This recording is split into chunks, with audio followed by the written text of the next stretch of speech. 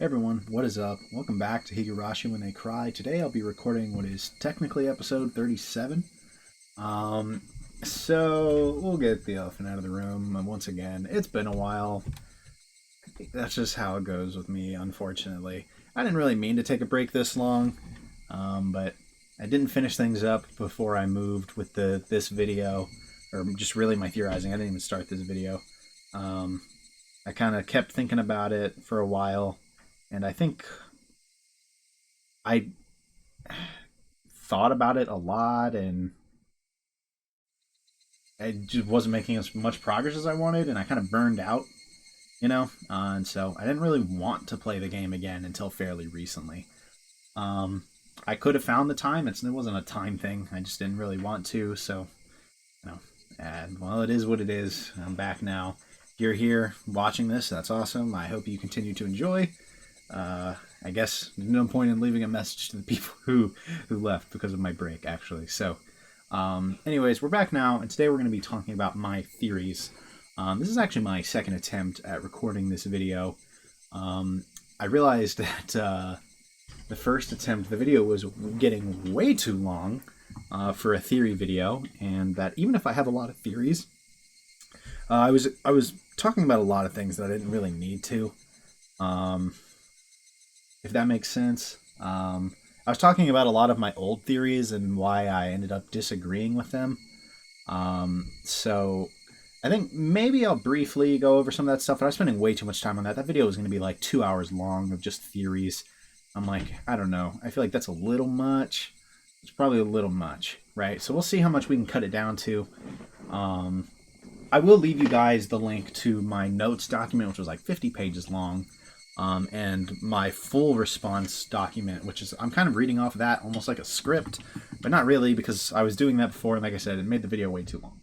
So we're just going to go ahead and jump right into things, and I think the first thing to talk about is something that happens in Chapter 1, or is related to Chapter 1. What is the mystery syringe?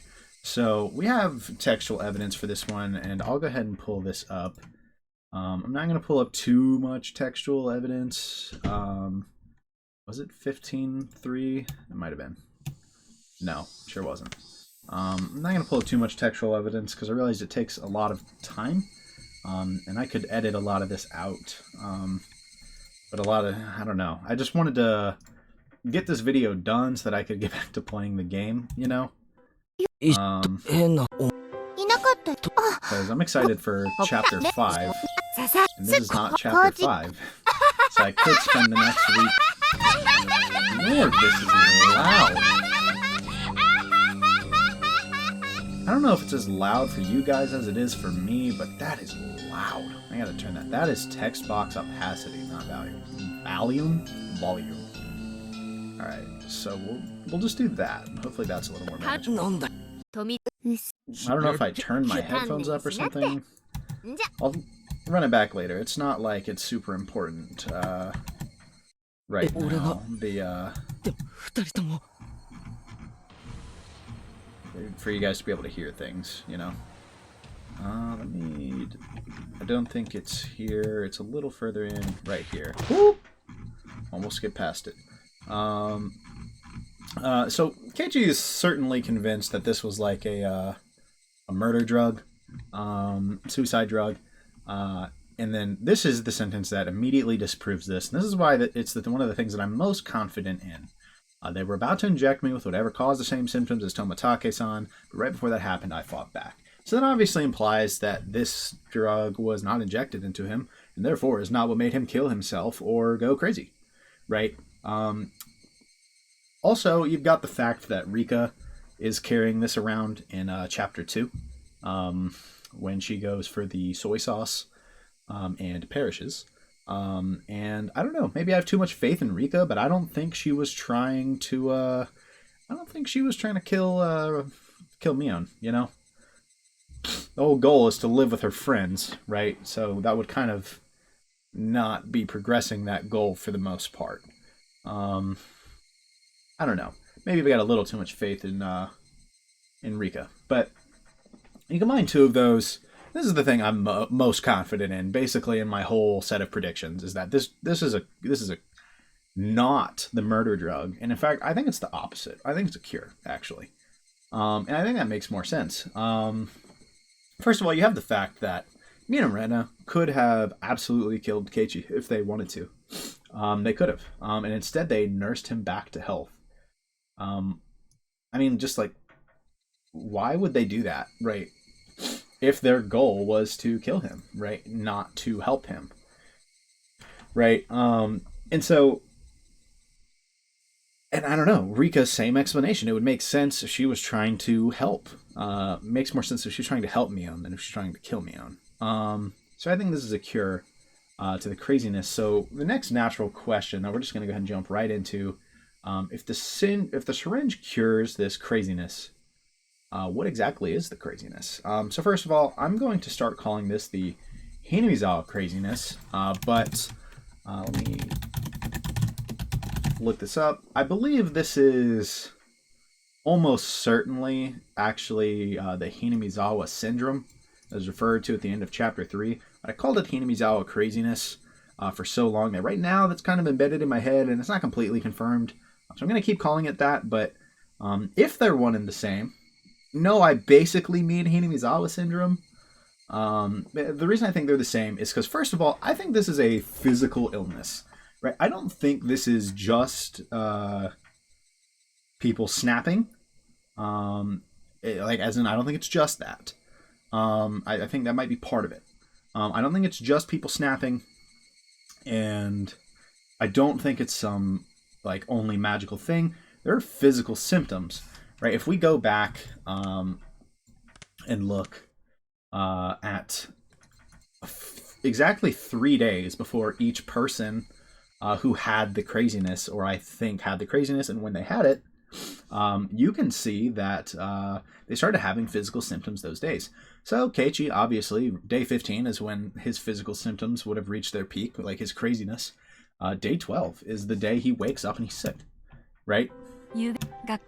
See, right there. Might be a cold, don't really have an appetite. What else did he mention?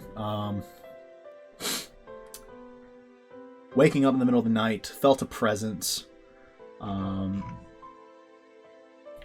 I mean, that's just right at the very start. And he goes to the doctor this day. And if we could quickly go over into chapter 2, but I don't think I need textual. I'm not going to pull up the text for this one too much. I'll just kind of tab over, go here into the chapter, jump, right? So obviously day 12 is when things really reach their peak for the Sonozaki. That was crazy. I'm just going to go ahead and come out and say it now. I actually think that Sonozaki that was crazy was Shion because of this exact theory. And I'll kind of talk a bit more about that in depth here in a second. But I'm just going to call them, I'll either call them like chapter 2 Sonozaki or Shion, right? But if it's actually Mion, like the game leads you to believe, then I'm just wrong, right? But on day 9, right, the morning of day 9 is when we meet up with Mion, who apparently looks like they've run, right, like pretty far. They're like sweating. They're warm, right? We got a fever, right?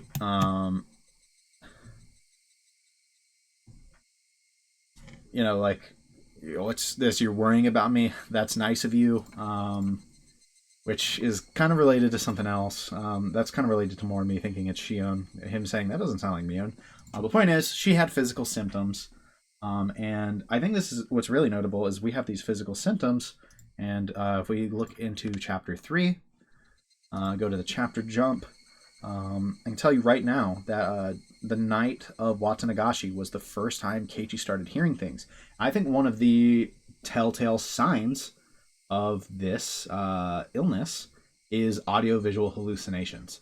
I think it's one of the very first indicators every time, right? So we had Keiichi saying he felt someone's presence above him, right? We had in chapter 2 Shion, when they were in the storehouse, was hearing things. She was seeing things that weren't there. And by the way, so was Tomitake, right? Who almost certainly had the same exact thing, right? In chapter 3, we've got Keiichi, again, the night of Watanagashi. He starts hearing those footsteps. So I actually don't think Keiichi was crazy till the night of Watanagashi, first of all. And then day 14 is when it reaches its peak, and that's when the great disaster happens, right? Okay, so we talked a little bit about the one symptom, but some other basic ones. We see fevers, we see like insomnia, like headaches, paranoia, stuff like that. And this is why I said I think it's probably Hinamizawa syndrome, because the quote is, "The disaster created a steady stream of people complaining of insomnia, difficulty breathing, headache, dizziness, etc. Apparently, some people began doing odd things, and those mental issues were dubbed Hinamizawa syndrome." So I think this is just Hinamizawa syndrome. Like I said, I'm calling it by a different name. But another thing that I think really shows that these are all connected, and two more notable cases, are that we have seen at various points that before the game starts, when Rena, I forgot her name for a second, I don't know how, I'm lost, I guess. When Rena was away from Hinamizawa before the game, right, she mentioned that she, at points, felt Oyashiro-sama above, like, the deity's presence above her while she slept, right? And then she had a violent rampage, right? Where she, like, hit her friends with a baseball bat, right? And smashed all the windows, right? Which reminds me of Chapter 1, Keiichi, right? Also, you have Satoshi, the year prior, right, to the game, whereas Rena would have been, I think, 2 prior. Satoshi was 1 prior. And he also reported the exact same symptoms to Rena. And this is part of why Rena was, like, in my opinion, so concerned about Keiichi in Chapter 1. She noticed some of these symptoms in Keiichi. Another notable one we hear about, and again, this is Rena directly telling it to us. And so I guess we're going to go ahead and say this. Like I said, I think Keiichi, if this wasn't clear, I think Keiichi's the crazy one in Chapter 1. Not Rena, not Mion. It's Keiichi, right? And I think Rena is trying to help him. She might be going about it horribly. She might be, like, very clumsily and arguably making things worse. But I think she's not coming from a place of malice. I think she's trying to help Keiichi because she recognizes what's happening, right? And at one point, she directly tells us that, hey, I noticed these symptoms in Satoshi last year, and I didn't do anything. And he vanished, right? Satoshi felt that presence above him, right? And I didn't do anything. And he eventually disappears as well, right? A few days after Watanagashi. And so I think this is a really common set of symptoms, and so I assume it's something, like, natural to Hinamizawa. I came up with this whole list of possibilities. For the longest time, I was convinced it was possession.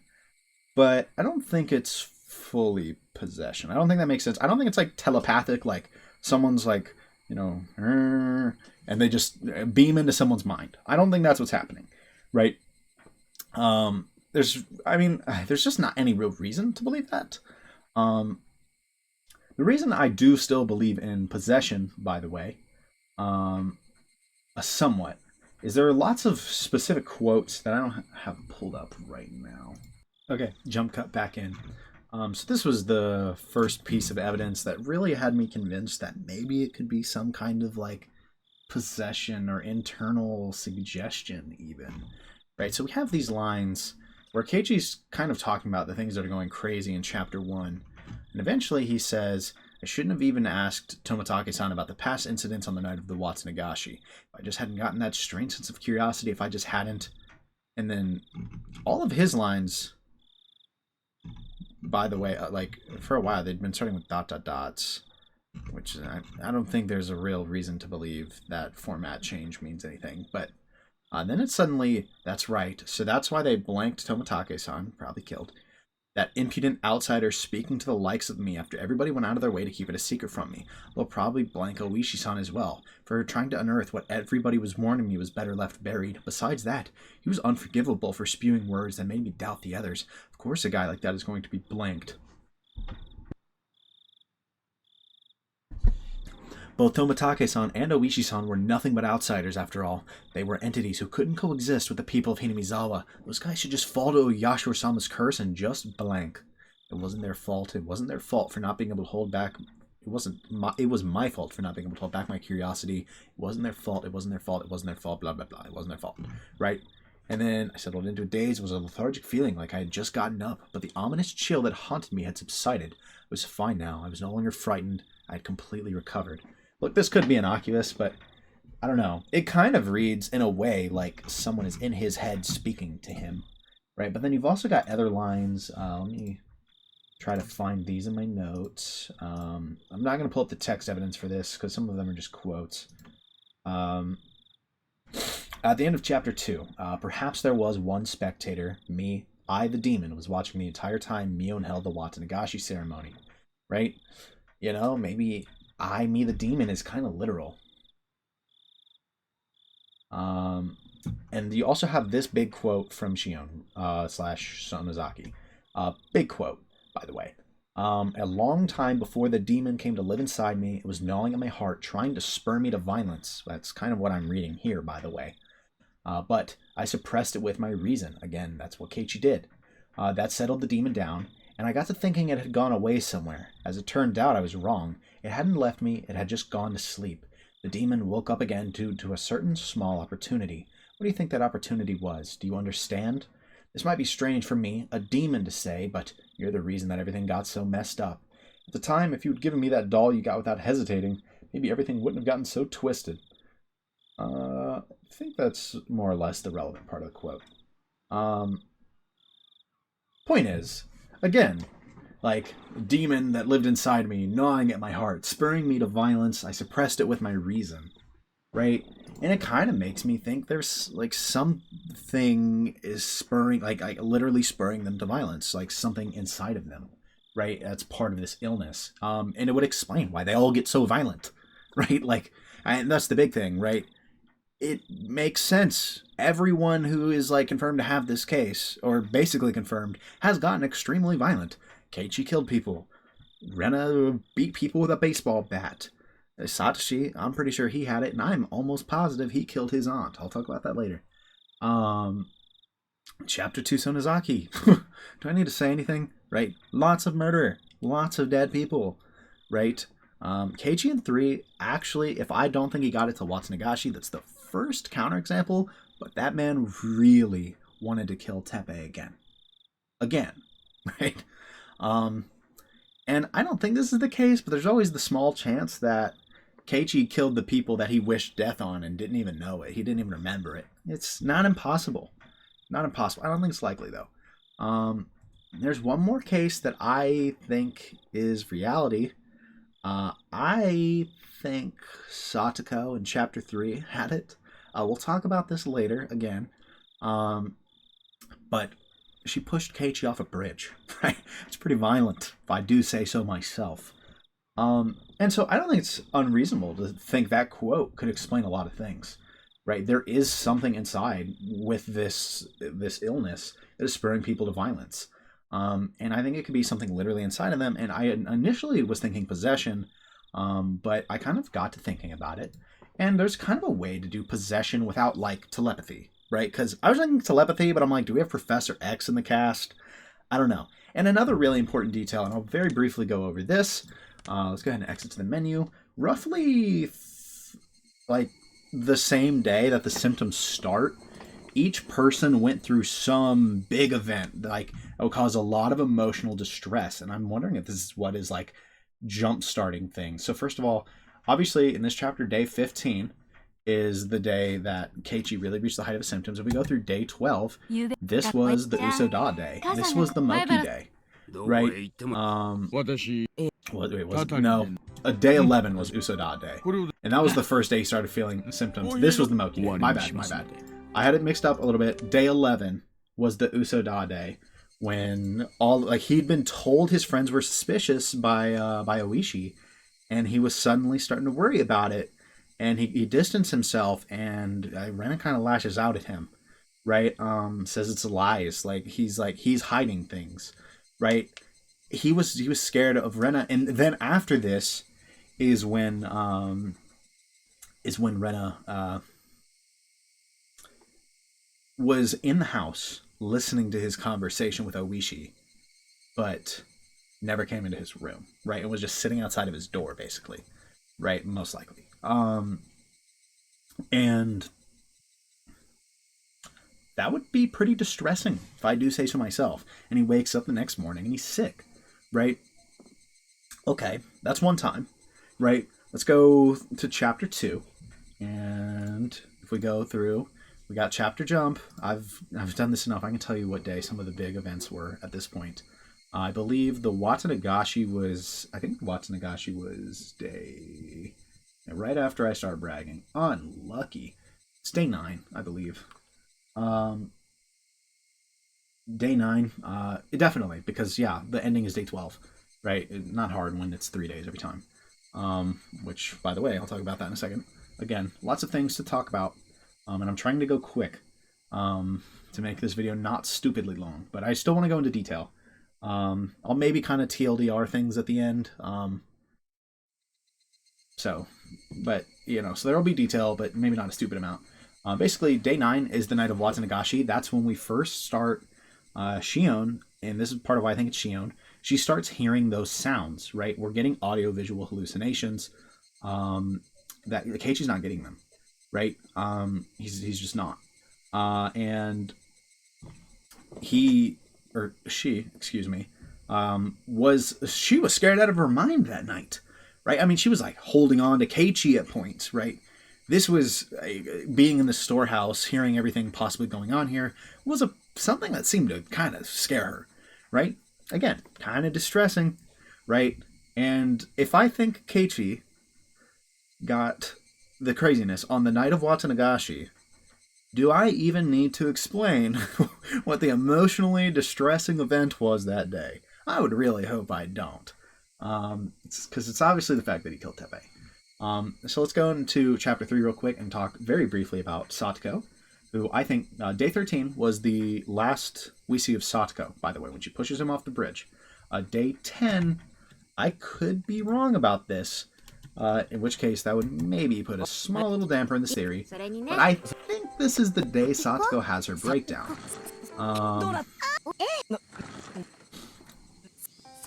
I'm pretty sure it is.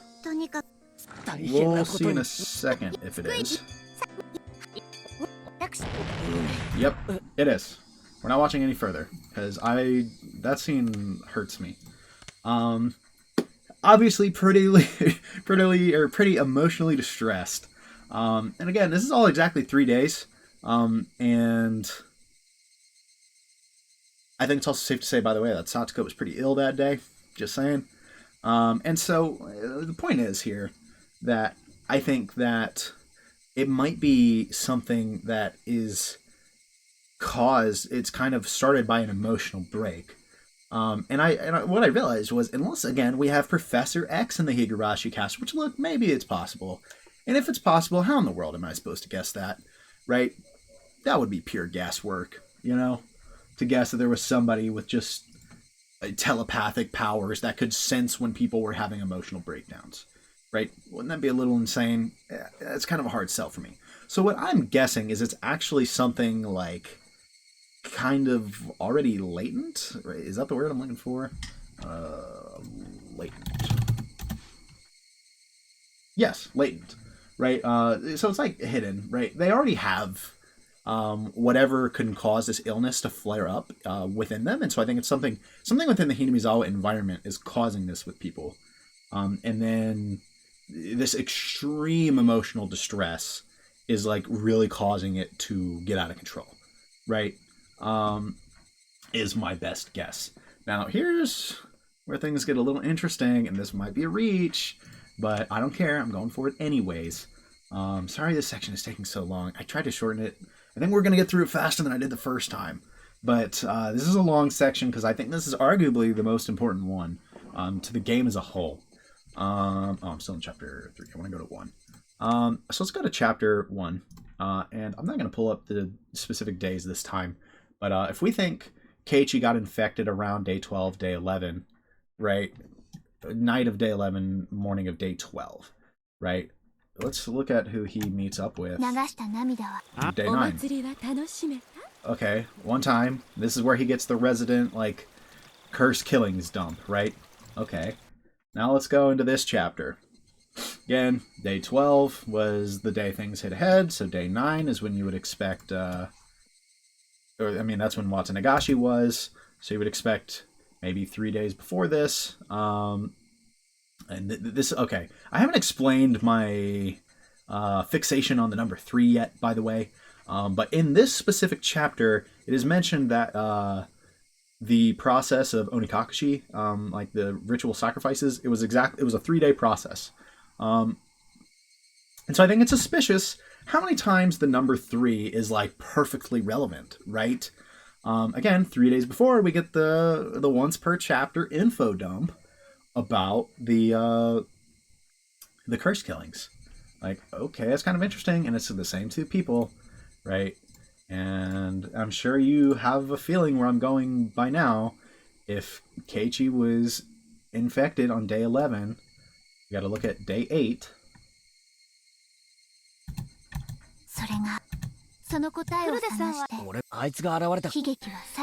Which, this is not the right day. I can actually already tell you that. Night of the 11th.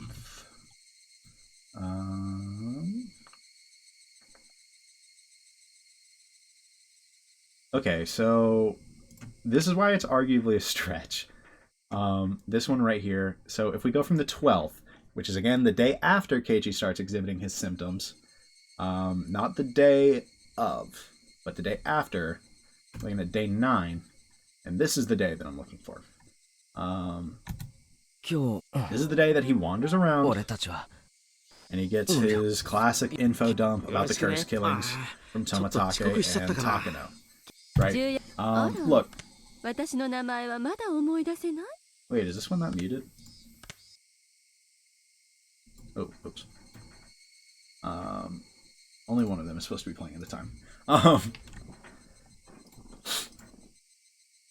But again, that number 3 is popping up suspiciously often there, or close enough to 3 that I'm counting it. Maybe that's a reach. This is why I say it's a bit of a reach. But that's kind of suspicious. It's kind of suspicious to me, right? That it's exactly 3 days before people start to really exhibit symptoms and get that emotional breakdown over something.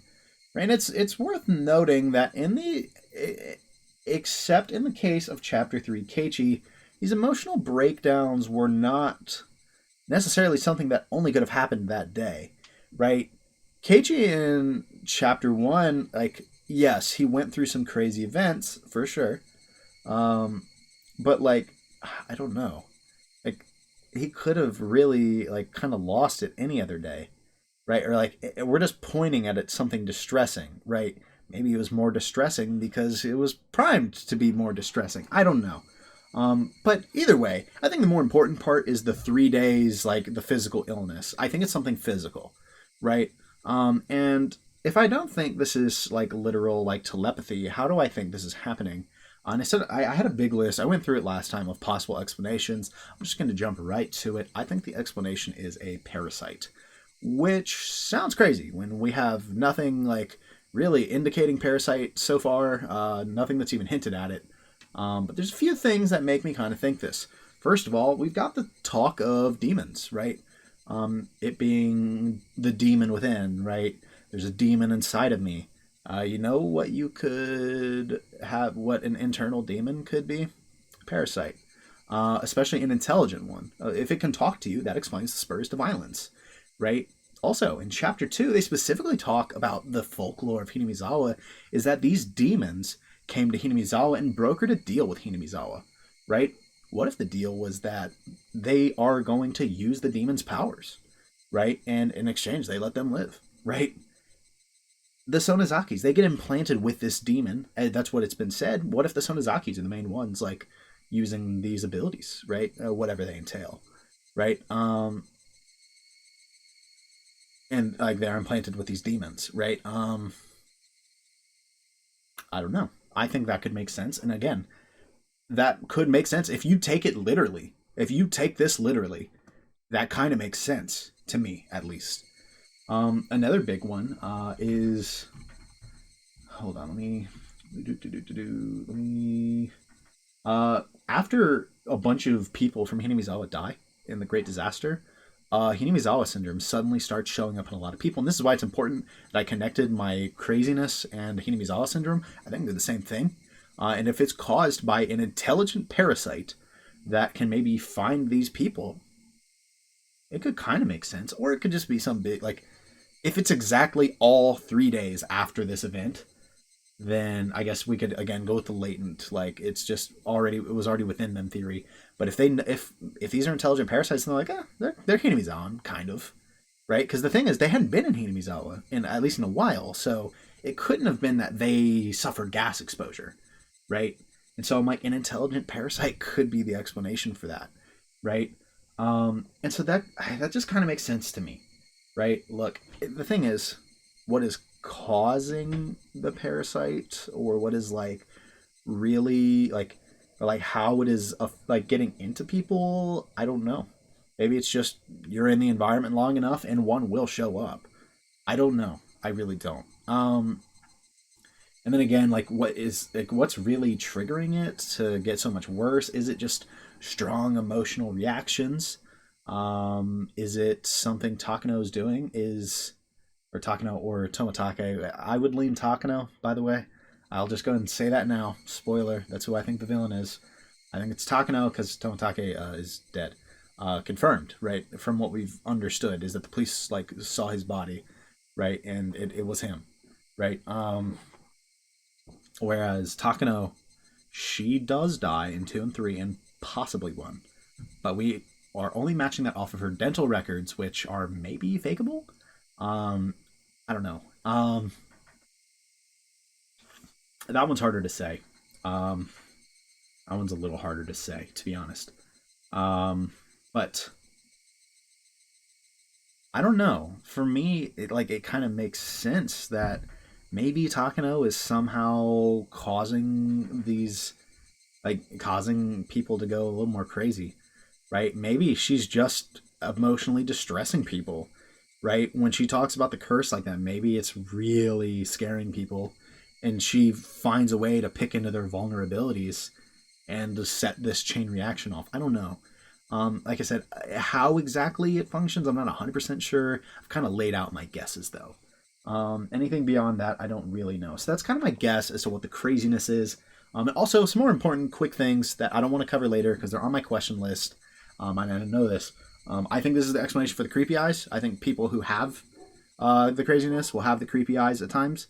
And people who have the craziness will see other people with those crazy eyes if they think they're doing something. Because I think paranoia is probably another trait of this. And that's why Keiichi sees these eyes in Mion and Rena in chapter 1. He's the one that's crazy, but he thinks they're the crazy ones, right? So that's another big one. Also, I think this is the explanation for the footsteps, is it's craziness. And that's actually why, again, I think that's when Keiichi is going crazy, or why I think Keiichi's going crazy on the night of Watanagashi and not any earlier. Despite the fact that obviously you got to be pretty crazy to enact a murder plan. I'm not saying that he wasn't a little messed up in the head. I just don't think it was the Hinamizawa syndrome or Hinamizawa craziness, right? I think it was just a different brand of crazy, right? It was desperation, right?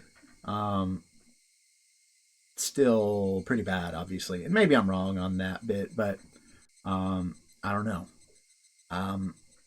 So for now, we're going to move on to the next question. I don't think there's anything else that I need to talk about there.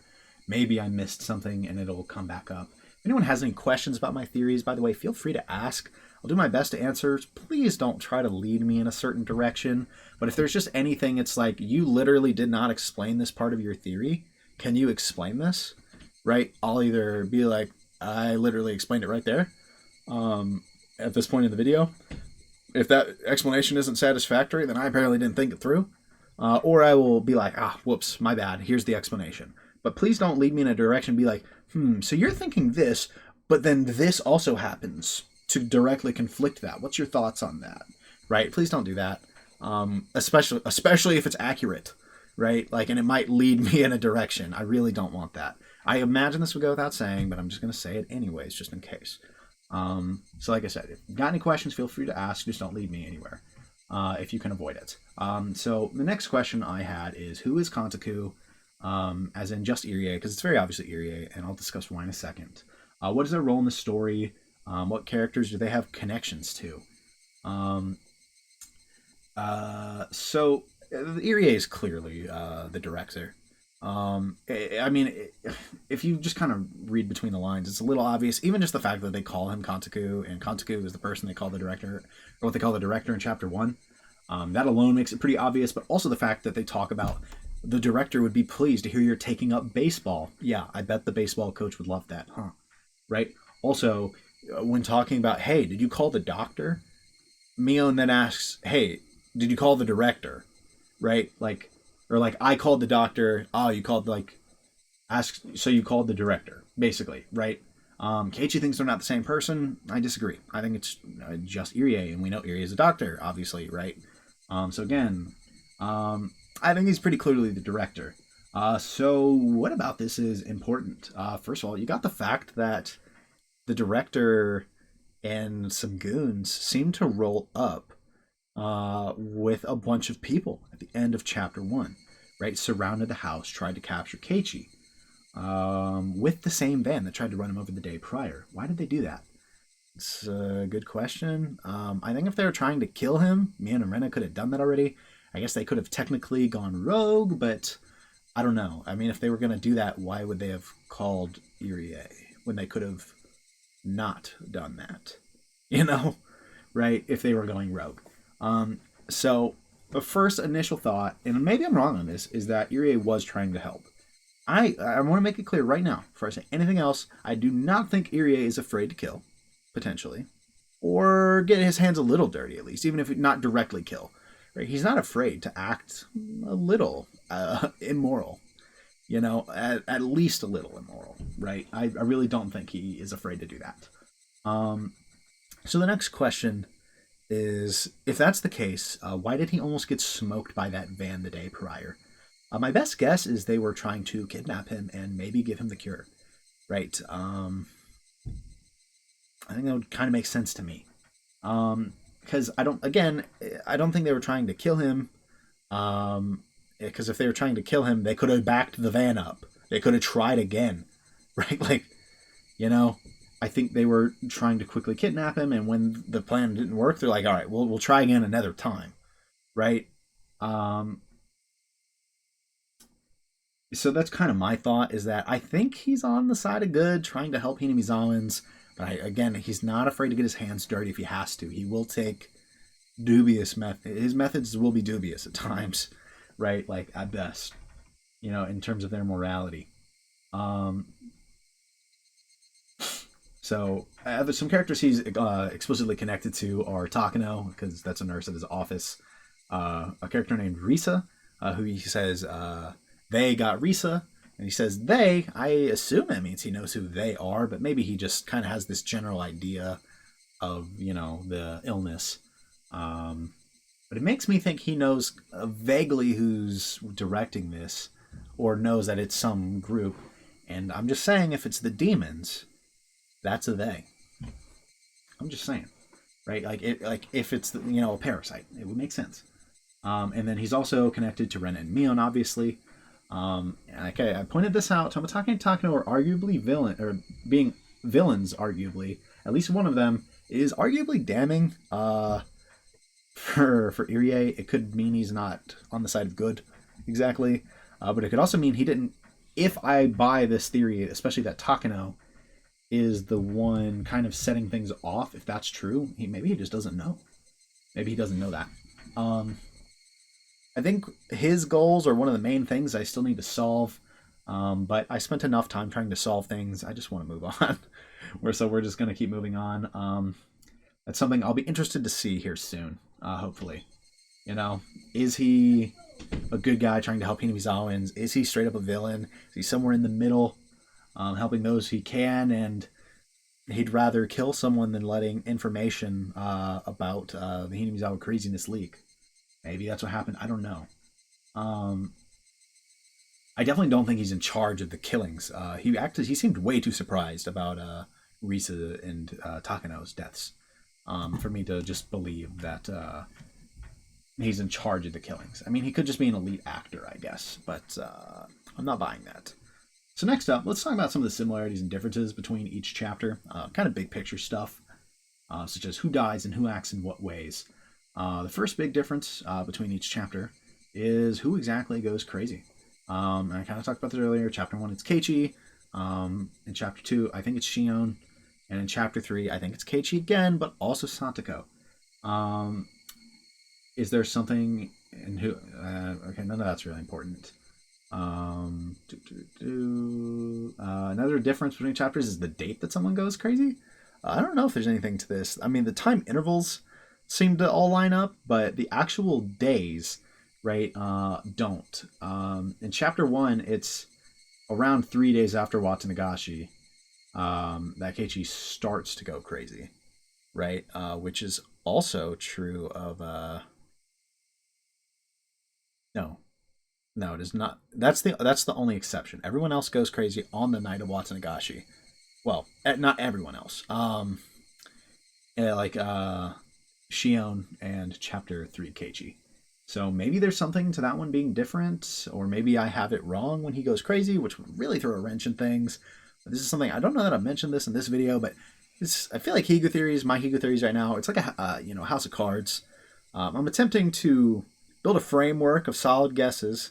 And that's why I thought the craziness section was so important. That's my attempt at a framework. And then we build off of those guesses. But if the framework is bad, anything we build on top of it, it's not going to work, right? It just won't. So I made a lot of guesses, and if they're wrong, a lot of my other guesses are based off of those guesses and are probably wrong as a result. So... I mean, if I have it wrong, like when Keiichi goes crazy in 1 and the 3-day thing is completely wrong, and maybe that means it's not a physical illness, which means maybe it's not a parasite, which you see what I mean, right? Like, lots of things could go wrong off of something so small. Another question is, why does the body count keep increasing, like the victim count? Chapter 1, you've got Tomotage, maybe Takano, Keiichi, possibly Rika. I wouldn't be shocked if she died shortly after the chapter. Chapter 2, you got Tomotage, Takano, maybe. I'll kind of explain. No, I'll just go ahead and explain this. I kind of actually already kind of explained this one in this video. At this point, I didn't explain it in the last one. Like I said, I think it's possible that she faked her the dental records, and that the Takano in the burn barrel is not the Mio Takano that we know. There's not a ton of evidence for this, but we have the fact that there is a body in her car in Chapter 3, and that could just be Tomotage. It went crazy in one place and got transported somewhere else, especially given that his bike is in there. But it could also be a good explanation for why Takano was found in the burn barrel a day before she was she was found dead, and then she was alive and seen the next day, right?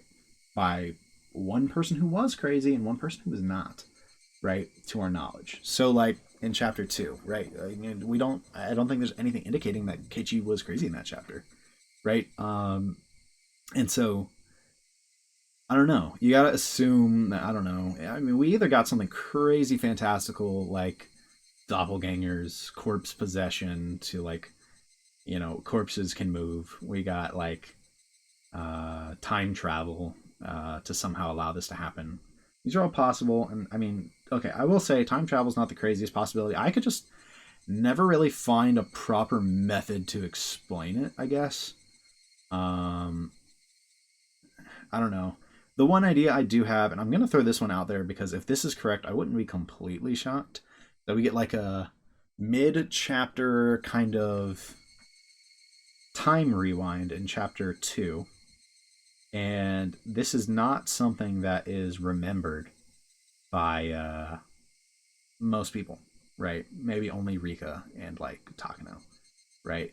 Or maybe I don't know, maybe people with the demon, right? In general, right? That are like have the craziness. And Rika.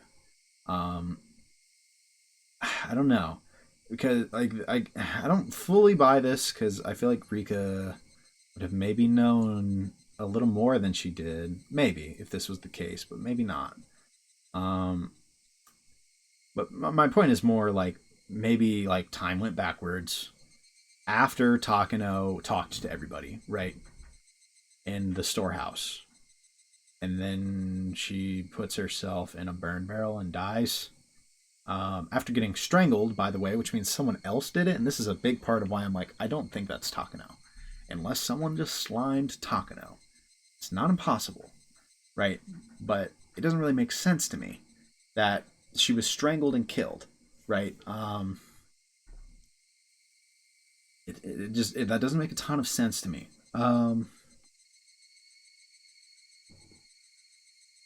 Especially because the same is true in chapter 3, so it's like even if somehow we got some craziness with like Shion or Mion time traveling back and killing her, I don't know. Like what that wouldn't happen in 3. It would like have to be Rika. There's no way Rika could strangle someone. Like, are we for real? Not with that body. Like, and see, there's too many messy things for me to believe that it's like time travel. But I want to, like I said, I wanted to briefly suggest the possibility of it, and that Keiichi keeps his memories from the original timeline, right? I guess, or vice versa, right? Like his memories are overwritten, basically, is maybe also possible. Like I said, though, I don't really buy this. I think it's more likely that the Takano in the burn barrel just isn't the Takano that we know, and could be very well be the person in Takano's car, right? And rather than Tomatake, like genuinely, that would not really shock me. It's not impossible that it was just Tomatake, given that his bike was in there. But um, I don't know. I don't know.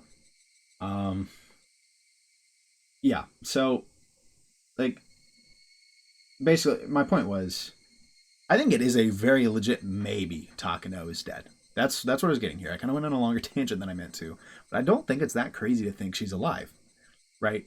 And so back, what we were talking about was the amount of victims going up.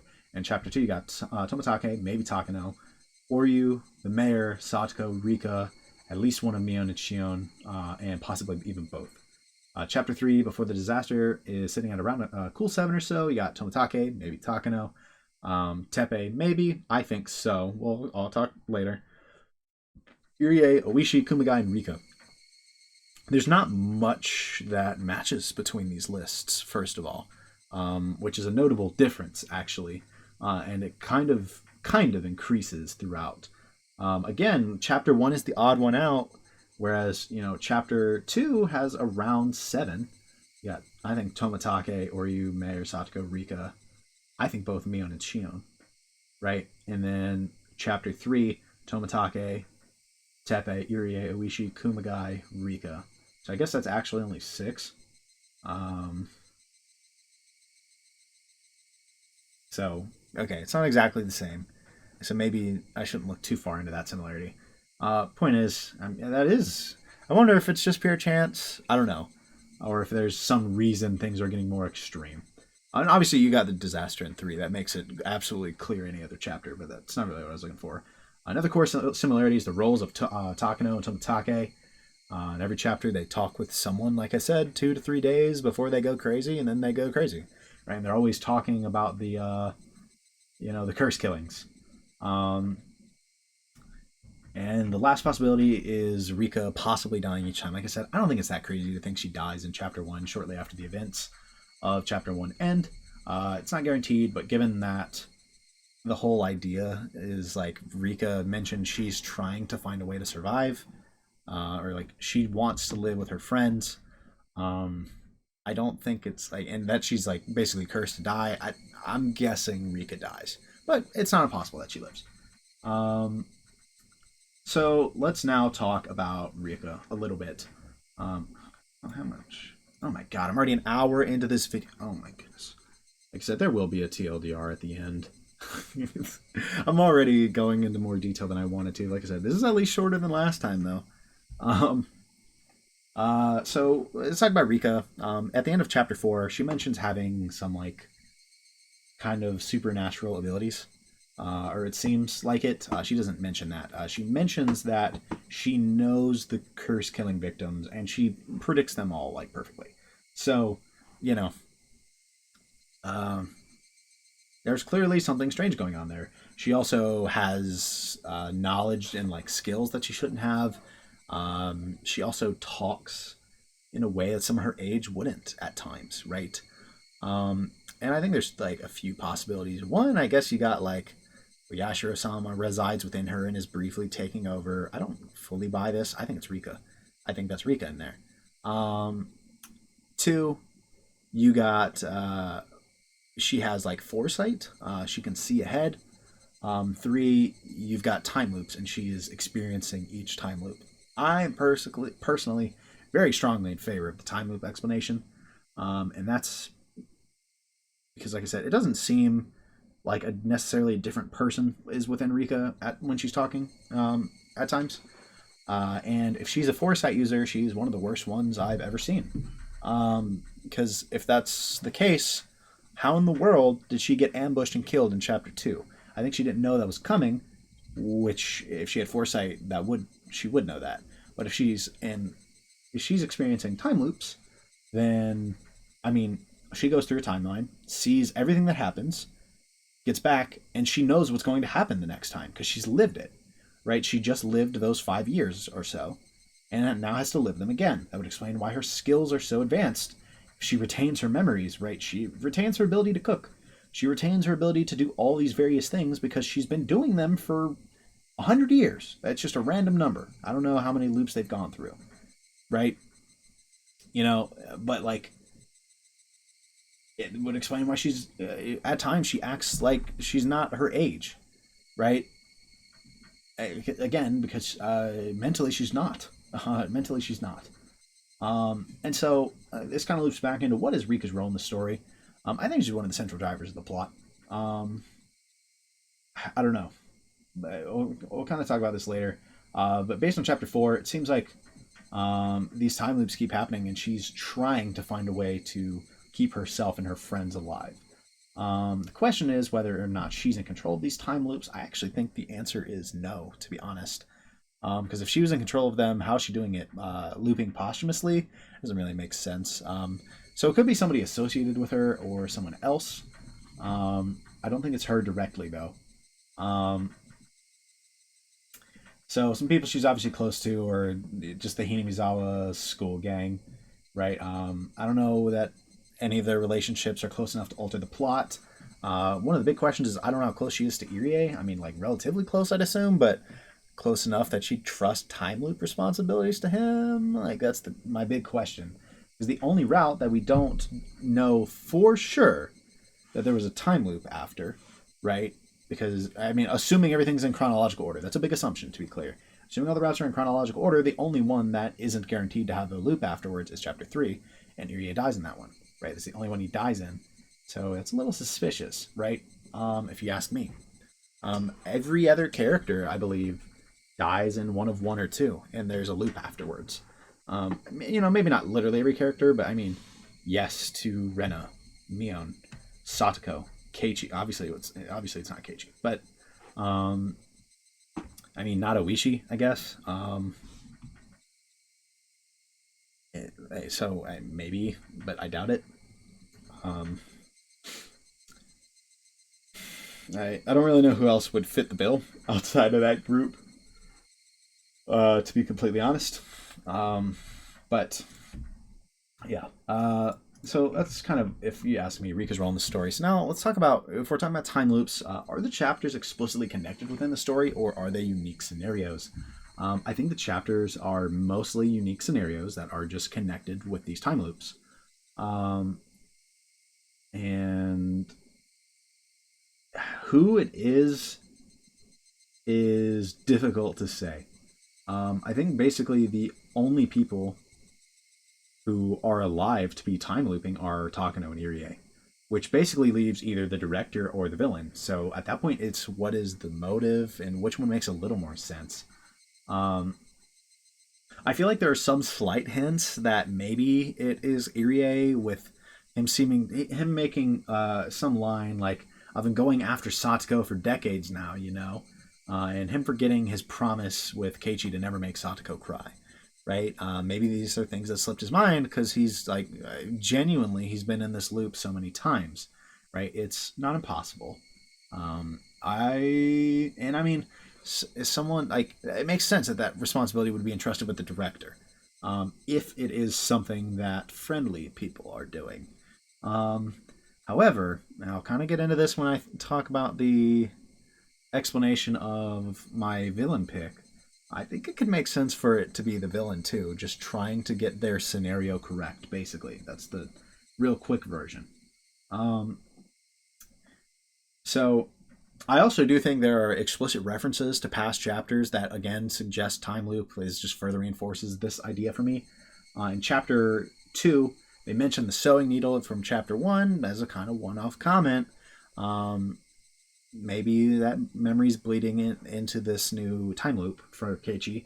And the curry contest from 2 is mentioned in 3, which also explicitly makes you think that unless some of these are like have happened in other loops, that the order of 1, 2, 3 is pretty set. So that's another big one. So I think the next natural question is, I mentioned 1, 2, and 3 a lot, but I really haven't mentioned chapter 4 that much and how this comes into play. And I'm not completely sure on 4, but I think it's important to know. And so I'm going to have to make up my mind. I think the possibilities is that they're not directly canon to each other, or Oishi is maybe being a bit untruthful, or omitting things when he's talking to Akasaka. So a few things in chapter 4 just don't line up the way I would have expected them to. Oishi being there at all when he went missing in chapter 3. He never even mentions being missing or anything going on, and instead gives a kind of vaguely cryptic line of the reason Kumagai died was he knew too much, which, I mean, is not an unfair assumption to make, to be clear. But you can maybe be a little suspicious of Oishi, like, hiding something there. Teppei is never mentioned. I guess ultimately he's maybe not that important compared to the Great Disaster, so fair enough, I guess. Keiichi is not mentioned, which doesn't really make sense to me, given that he was one of the very few, if only, survivors that was actually there, and he was found in the village. We've also got Rika being found by some random old women, which maybe they just didn't know that it was actually Keiichi and Satoko that found her first, in all fairness. Like I said, though, I think the reason this is a relevant question is if it implies that 3 is directly before 4, right? And that this is a continuation, or no, excuse me, the other way around. It implies that if this is not directly a continuation and 4 is a different time loop that was pretty similar, right? If that is the case, that means there had to be at least one more time loop, and that means it was not Irie. So I don't know. Are those details being slightly off enough to make me think that? I don't know. To be honest, I don't think it's Irie. Like, actually, I think it's the villain doing the time looping. So maybe that's an indication that this question actually doesn't matter as much as I thought it did. And so right now, to be honest, I'm going to say no. It's not a direct continuation, because those small differences are like a little weird to me, specifically Oishi. But I also don't know if Oishi's secretly a villain. That's one thing I'm actually like, I'm not sure about Oishi's role in the story. I am going to, for now, choose to believe that he's not straight up like a villain, that it was doing evil stuff and is hiding that from Akasaka, right? I'm going to choose to believe that for the time being. So let's touch on some other things. We're going to start next by just talking about chapter 3 in general. And this is another one that kind of took me a while. I'm going to try to speed this one up. This one took me a really long time, and to kind of figure out and I think I figured it out relatively well. This is the one that actually this one took me so long. This is part of why I guess I couldn't get this video out before I moved, because I was taking so long to consider specifically Teppei and the Great Disaster. I didn't know how to explain those. I think I've got an explanation for Teppei. My explanation for the Great Disaster is a little more tenuous. So, first of all, no, I lied. I'm jumping ahead a little. Sorry. As in, I did try to jump ahead. So we're going to actually talk about one other thing first, and that is Chapter 2, Shion and Mia, right? Let me... I have a bunch of stuff written down for why I believed in the Shion Mion double switcheroo, basically.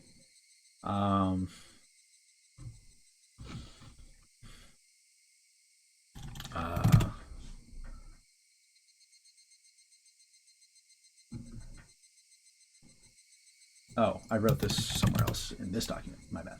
Here we go. So I think that there are several small signs that it was Shion in Chapter 2 walking around as Mion, who was disguised, basically. Like, they made it seem like this was Shion disguising as Mion. No. Goodness, why am I so confused now? Let me try this again. Mental reset. So they were telling us it was Shion, but then they reveal it to Mion. But I think it was Shion who was revealed to be Mion, but is actually still just Shion the whole time, right? Like, that's what I think right now. So I talked earlier a little bit, very briefly, about this, like very briefly. But basically, the physical symptoms started in Shion, and unless we assume there was an early switcheroo right there in the storehouse, before the storehouse, that is, right? Then it was Shion who had these physical symptoms, and if we believe in the physical symptoms, right, which I do, that implies that Shion was the crazy one. Some other evidence of this is, first of all, we know it was one person, because these physical symptoms the next morning are seen in the Mion that we see that morning, but also the Shion that we see later. The reason I think it was Shion, that first day, we have those small little lines like, wow, you're really worried about me, thanks, right? And Keiichi's like, Mion, that's a really un-Mion, like, maybe because it's literally not Mion, right? This far from the only reason, but let's keep going. Several weird missteps as Mion that day, that first day, when they're at school. It could just be Mion acting weird due to Hinamizawa craziness. But you've also got things like the hatred of Oishi being reduced. I don't have any textual evidence of this. Apparently it was something that I noticed. I don't know. Maybe I'm tripping on this one. Oryu and the mayor dying the same night. Shion seemed to really dislike Hinamizawa. I think it makes more sense that she'd kill the leaders, and maybe it's just because they could tell them apart. I don't know. You've got the Sonozaki arguably manipulating Keiichi and revealing he told Rika everything, possibly to make it seem like that was why Rika died, and not any other reason. And when to be clear, Rika was dead before, right? I think this phone call happened, and they made it seem like Rika died after this, right? When I think they had just gotten back from killing Rika, and they were like, yes, I need you to put this idea into your own head that Rika is going to die, and she's in danger, but she's already dead, right? In reality. And the thing is, I think Shion is more manipulative than Mion is. You've also got the Sonozaki, whichever one it is, referring to Mion in the third person. A little strange if it's Mion. Keiichi linking arms with this Sonozaki and saying it felt exactly like when he did so with Shion. It makes sense that Shion would kidnap Mion out of jealousy if Mion is the successor, right? Shion, uh, begging for Shion, in quotes, begging for Keiichi's life, like the one in the cell. That would make sense if it was Mion. Then you have at the end that Sonozaki saying they're sorry for disgracing Mion. Like, tell me that's not like a, like, I don't know, that's a line you could see Shion saying there, right? If that's Shion like, yep, sorry for disgracing Mion and doing this in her name, but that's just how things had to go, right? Like, that's just how things had to go. Um,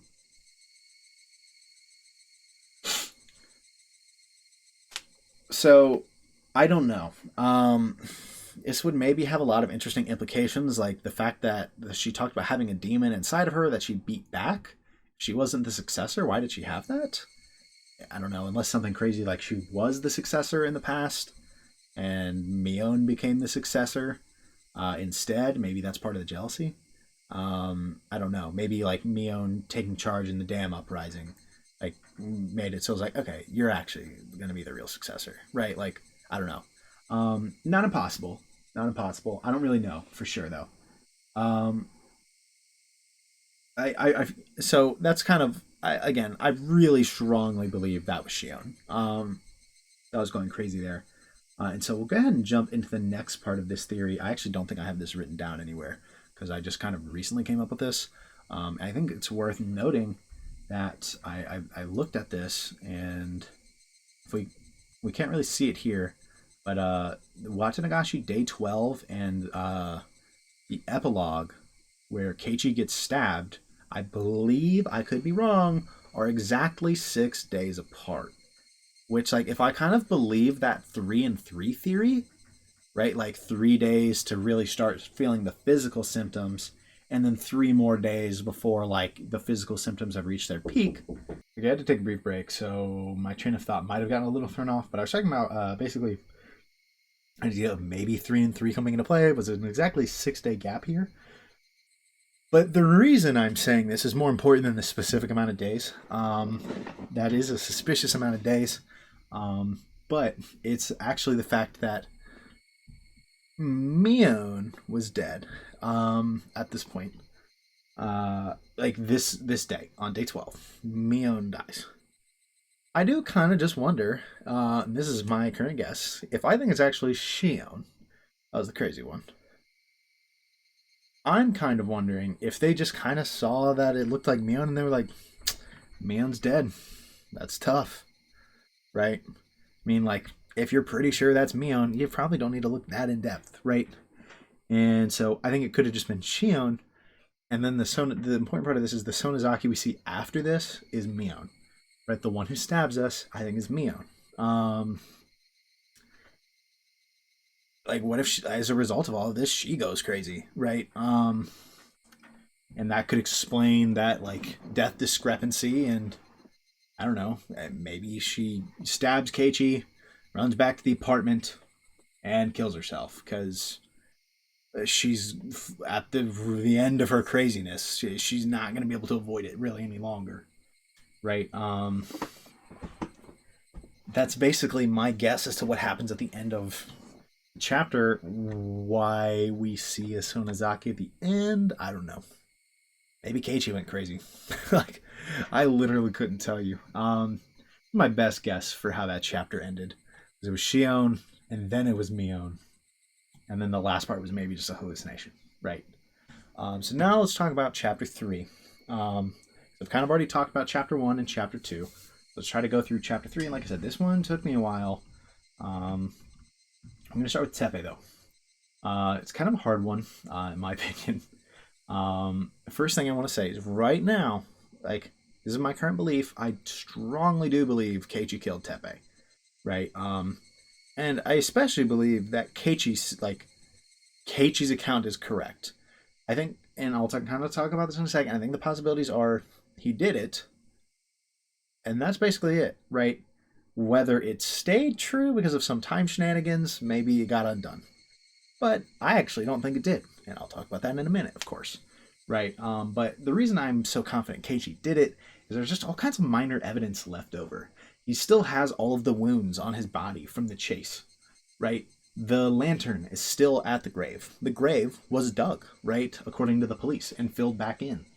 Um, uh, Oishi realized Teppei never returned home in a tip. Satoko has a tip where she talks about the man who died, while almost certainly referring to Teppei, which obviously also kind of implies that she knew he died, which is a little crazy. And the police, yeah, I talked about the second grave already. So to me, this rules out any theory that Keiichi's just delusional and didn't kill Teppei.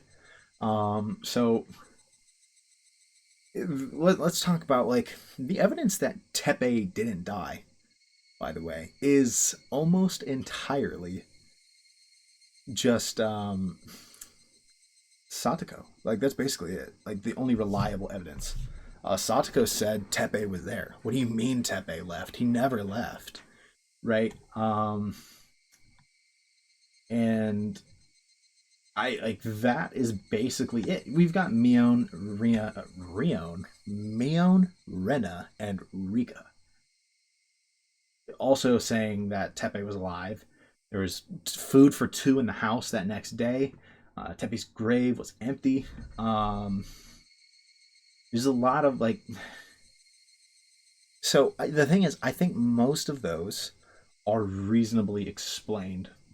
The hardest one is Satoko, and this is where me earlier saying I think she was crazy at this point. This is where I think it comes in. I legitimately think she hallucinated Teppei being there. I'm serious. I know that's arguably such a big cop out. I'm a little scared of that explanation myself. I'm gonna be honest. Feels really like it could easily be wrong, and it's a lie of convenience. Like they're like, I'm believing it out of convenience. I'm a little worried about that, but that's kind of my best idea. Something I realized I didn't really check yet.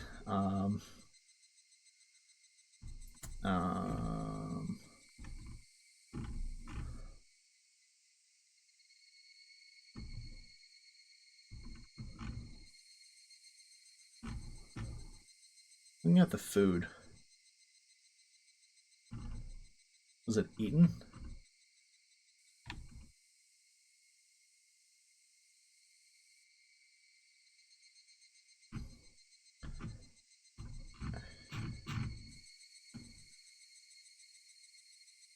Fried up, overturned bowl of soup, packed for a side dish.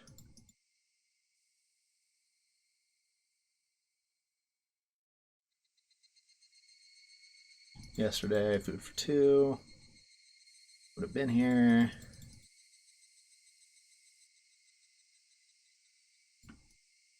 Doesn't sound like it was actually eaten. It sounds like it was just thrown everywhere. Like Satoko maybe somehow worried. Like, again, kind of hallucinated that it was like him there and I don't know, maybe threw it herself. Like, out of delusions. Right, again, I hate this. But, that's my best guess. And it's also part of why I'm like, maybe it was just Keiichi in chapter 2 hallucinated um, the Sonozaki showing up. And that they were not actually alive.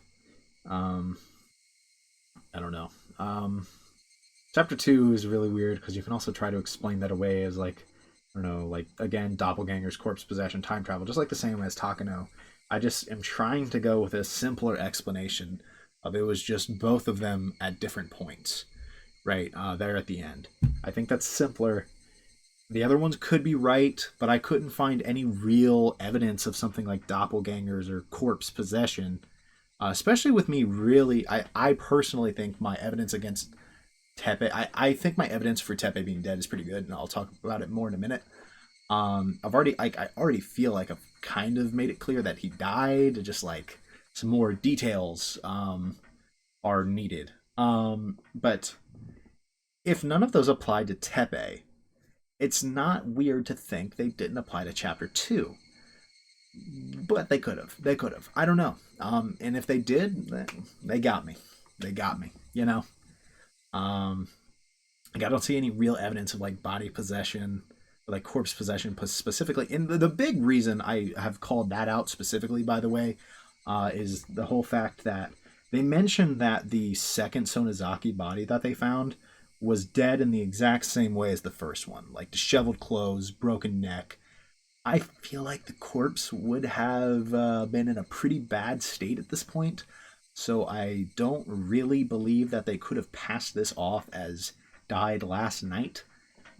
If it didn't, I don't know, unless corpses just don't like dissolve is not the word, deteriorate in the in Hinamizawa or like in the Higurashi universe. I don't know. In which case, if that's somehow the case, then I think it was just that same body was used, right? Yeah. And the other one was running around freely the whole time, and it could just be them emerging from under the bed at the end, like actually. So that's just kind of like, I guess, future proofing. Anyways, talking about chapter 3 here. Um, yeah, I think Satoko probably hallucinated him. Out of like the like she was so fearful of it being him. And I kind of mentioned this idea that my only evidence that Satoko was crazy up to this point was the her violent tendency right at the end, or not tendency, her getting really violent at the end. But there's one more really, really, really important one. The Man Who Died, Record of Malice. I think that's what we're looking for. Yep, there it was. Oh my god, it was one line. I didn't realize it was literally one. And it's already gone. And I've discussed this before. One of the symptoms is I don't know if I discussed this. I meant to. That one of the symptoms is hearing these apologies. It's hearing these apologies, right? And I think that's really important to keep in mind, right? Keiichi hears them in chapter 1. Rena mentioned hearing them in chapter 1 as well. I don't know how many other times we hear these.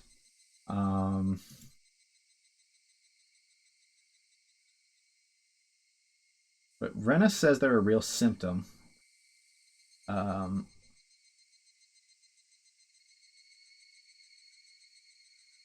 Yeah, so I don't think we ever really see them in Keiichi in chapter 3. I don't think it's ever mentioned with any of the chapter 2 Sonozakis. Um, so I don't know. Like maybe something's a little off with the apology being a symptom of HC. But like, I think I mentioned this. HC is just an abbreviation for Hinamizawa craziness that I wrote, and so I will sometimes use it on accident. Um, Maybe it's not a symptom, but I think it's a symptom. And that right there is the most definitive proof we have, combined with that violent tendency, combined with the breakdown 3 days prior. And I'm like, yeah, it could make sense. So that's kind of a stretch, but that's the best idea. So let's talk about specifically. Okay, so I think Keiichi killed. So why is there so much evidence that he didn't? Right. The first possibility, and this is the one that I believe, or I'll just give the quick little matrix of what I believed. The possibilities is either Keiichi was telling the truth and his events were correct, and everyone else's events were also correct, which I guess implies like some kind of undoing, like time loop, which isn't completely crazy, but I couldn't figure out the mechanism, so we went past that. Either everyone could be lying. I don't believe that. Uh, Keiichi could be completely wrong. Everyone else is telling the truth. Again, I don't believe that. There's a lot of minor evidence that Keiichi was telling the truth, that he killed Teppei. So what I think is Keiichi told the truth. His events are correct, and everyone else is lying to him. So here's the question: why would they do that, and how is this possible? The big thing is, I think it's this idea that, first of all, Satoko's evidence was the strongest evidence against, and I think she could just be hallucinating, right? Um, so what about everyone else? What about Rena? What about Mion? What about Rika? All telling him you were at Watsunagashi. Like, what are you talking about? Like, you were there. Comes to this idea that we talked about in chapter 4, where basically everyone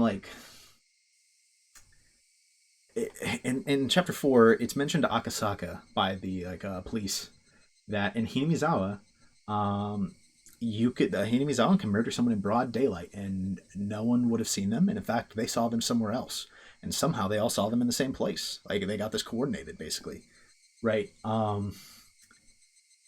And I think this is the chapter where Keiji was most in tune with Hinamizawa. Um, and so I don't think it's completely crazy to think they were just covering for him. They were giving him an alibi, right? The thing is, though, this obviously implies that they had to have known that he did this. How would they have known? Especially if the only one who could maybe knew that Teppei was dead was Satoko. Because of that tip, it kind of implies that she knew Teppei was dead. Because I mean, the tip explicitly uses the words "the man who died" or "the man that died," something along those lines, and that he was back, and that she wishes a hole would open in the earth and just swallow him up, right? And she's clearly referring to Teppei and saying he was the man who died, right? Which again implies that she might have known. But here's the thing: even if she knew, you think she's gonna be like, "Hey guys, Teppei died," and then oops, the next day I hallucinated him being alive, right? Look, maybe she's in on this. Like, maybe she really is, but if she does, she is quite an actor, right? Or maybe she believed it herself on accident, right? Genuinely, truly believed it, and that's why she showered and locked herself in that like boiling water, made dinner for him. I mean, maybe it was at first meant to be evidence that like Teppei was alive, but then she like her in her panic, she's like, "Oh my god, Teppei's alive," right? And somehow forgot. I don't know. That doesn't really make sense to me. But here's the thing: I don't think it's impossible that this was known by other people, and let me explain why. It's not even just like, oh, Keiichi was sloppy. I think other people might have seen him, which is possible, by the way. But it is the phone call directly before the night of Watanagashi. Um, I can pull this up, but it's actually a really big one. I'm just going to go through some of my. No, I lied. I'm going to pull it up. This video is already so long that it doesn't really matter. So I'm going to try to TLDR at the end for people who don't want to watch the whole thing. And to those people, I mean, they're not watching this part, I imagine, but I really don't blame them. To be clear, so that would have been what 10:4, I believe.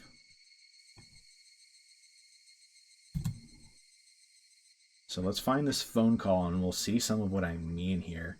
But the point was right here, basically. Oh, we gotta go a little further.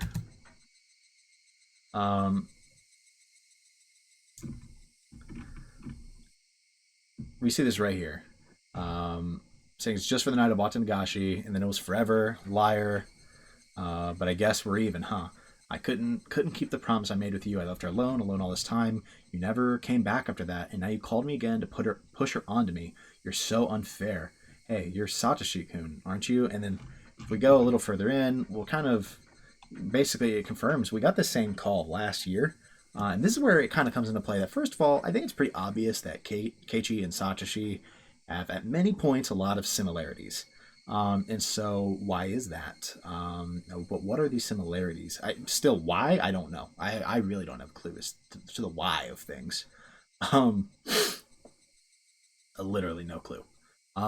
But it specifically talk about what is similar here. I personally think chapter 3, or like the not chapter 3, the fourth curse killing where Satoshi vanished. I think he killed his aunt.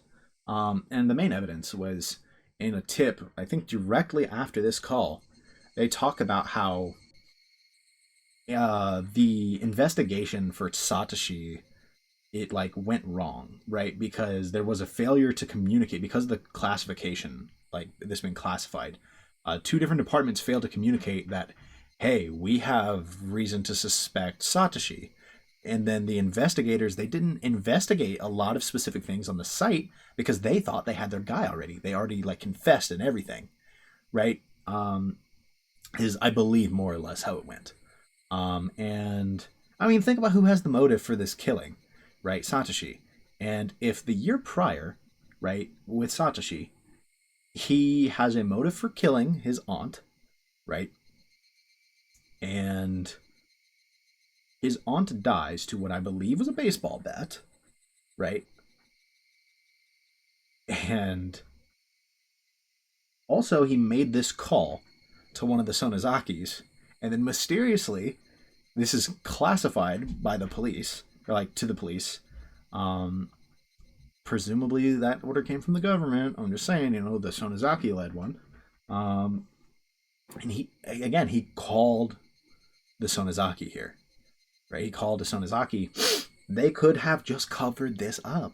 They could have sent someone in to take the fall and then die. I'm sure they had plenty of people who were crazy in debt to them. And it's like, here you go. You can make this up, right? We'll forgive your debt, or we'll steal it all from your family in the future. We'll never stop bothering them. I mean, like, that's just a random example of how they could have done this, but like, they could have easily gotten someone, or maybe, I don't know, maybe somehow they used a parasite. I don't know that I'm gonna go lean into that. If you can really cause people to do something you want them to do with a parasite, it opens a lot of possibilities. But there's not. I'm gonna struggle to believe that one. I struggle to believe parasite theory to begin with at times. It's kind of difficult. I think it makes sense enough that I'm gonna stick with it, but I'm not gonna go like, oh, but we can also control them, right? Like, that's a little much. You know, I think they could have easily had someone take the fall for Satoshi, which gives him enough time to get away, and then he vanishes, right? Maybe he's out there somewhere. I don't know. But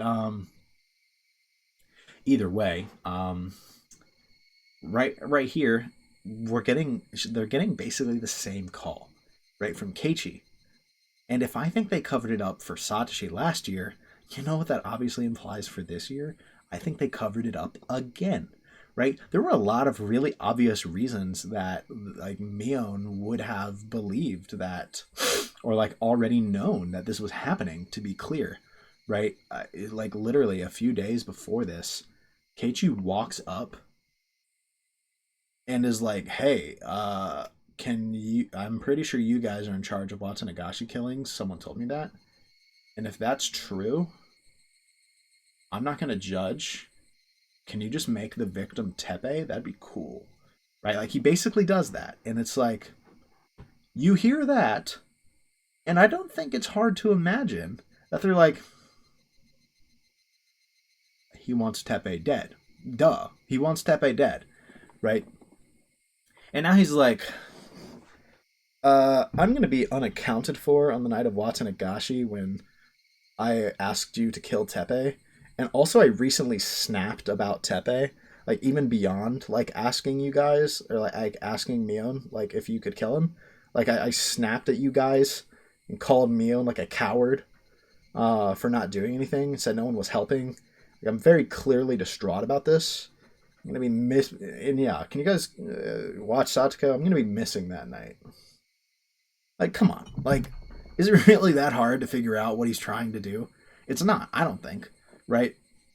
If you're in that position, they know what he's trying to do, and they could just cover it up, right? They could move the body, right? If they move the body, how are they going to prove it was Keiichi if he's intelligent enough to accept that, hey, buddy, you were at Watanagashi last night? If he'd been like, sure was, that was a great time, who would have known? That's the thing. Who would have known? No one, right? Yes, the police would have suspected him, but what evidence is there, right? And he would have gotten away, right? He would have gotten away scot-free, but then he's like, I gotta go dig it up. The body's not there, right? Like, he's alive. Like, what's going on, right?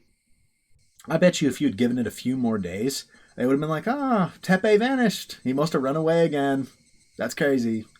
He came back for Watanagashi, right? Because he was so scared of the retribution. But now that it's over, he's gone again. Isn't that awesome? I bet that would have been coming, right? Like, and he never accepted it. He never realized that they were literally giving him a convenient explanation. Now, well, he did actually at one point. He was like, "This is too convenient," but he didn't care. Like, he literally was like, "Okay, well, I'm gonna freak out now." And I think it might have been because he was crazy. I think he was getting like I think he was getting that craziness, and so it really kind of developed some paranoia, and so he really truly just couldn't accept this. The point is, I think it was just a cover up. Teppei's dead. Um, I don't know how important this actually is in the grand scheme of things, but I had to share this one because I was so like, this one stumped me. Something else that I think is possible, I'm not 100% on this. I actually think it's possible that Shion is on this call, by the way, and not Mion. This arguably starts to make Shion's role like way bigger than Mion's, so that's why I'm not 100% sure, because that feels wrong. But you got like some minor evidence, like, is this Mion? May I ask who's calling? Kei-chan, it's pretty late. What's up? Never confirms that it's Mion. But then beyond that, you have the fact that they're crying over this call because they think it's Satoshi. And look, Mion might very well have been close to Satoshi, but there's a tip where, like, I looked at this one earlier. I don't want to pull this up again right now because then I'd have to come back here. Irie kind of teases Shion and implies that he's got a girlfriend waiting for him back home. It's real rude that he's not coming back, right? And she's like she gets all flustered. I'm like, they are clearly very close, right? And so it would make sense to me that she would be more upset regarding Satoshi, right, than Mion would be, right? Also, I forgot to mention this when I was talking about the Chapter 2 switcheroo. There was that scene where briefly Mion, during the search for Rika, kind of like loses her cool and like starts freaking out about Satoshi and how he never did anything wrong and how he was such a good guy and he didn't deserve what happened to him, right? And that it was like Satoko was cursed somehow, right? And again, that's another thing that made me think Shion will be more upset. Her entire role in this chapter, if this isn't Shion, is literally she showed up. Keiichi said, man, that Satoshi sure transferred out, didn't he? And she crashes out, loses her mind on him. And that's it. That's his whole role, or her whole role, right? And so it would kind of make sense to me if this is Shion. The thing is, though, I'm not 100% how that works. She could easily communicate this to Mion, though. Hell, Mion might already know, right, that this is happening, even without the call, because he walked up to her and said, hey, can you kill Teppei? That's like all the evidence you need, you know? You don't need the call, too. But also, you got this right here. I guess we're even, huh? I couldn't keep the promise I made with you. I left her alone all this time. I feel like if this is Mion talking, I feel like she's severely downplaying how much she helped Satoko by being her friend and creating the board game club and all of that, right? Whereas Shion literally left town, right? Like, Shion literally skipped town, right? Maybe I'm overthinking this one. And honestly, it's probably not super relevant. I say that, there's something that kind of banks on Shion knowing later for my potential explanation. And we'll see.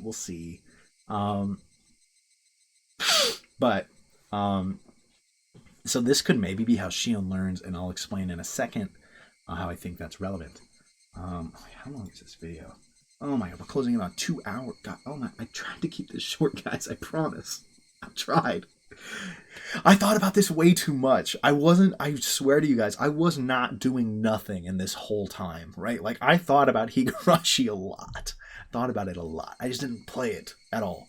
But I rewatched the whole thing, and I dug into the text, and I kept a bunch of notes. Like I said, literally 47 pages of notes, and then 16, 17 pages of questions and my thoughts on them.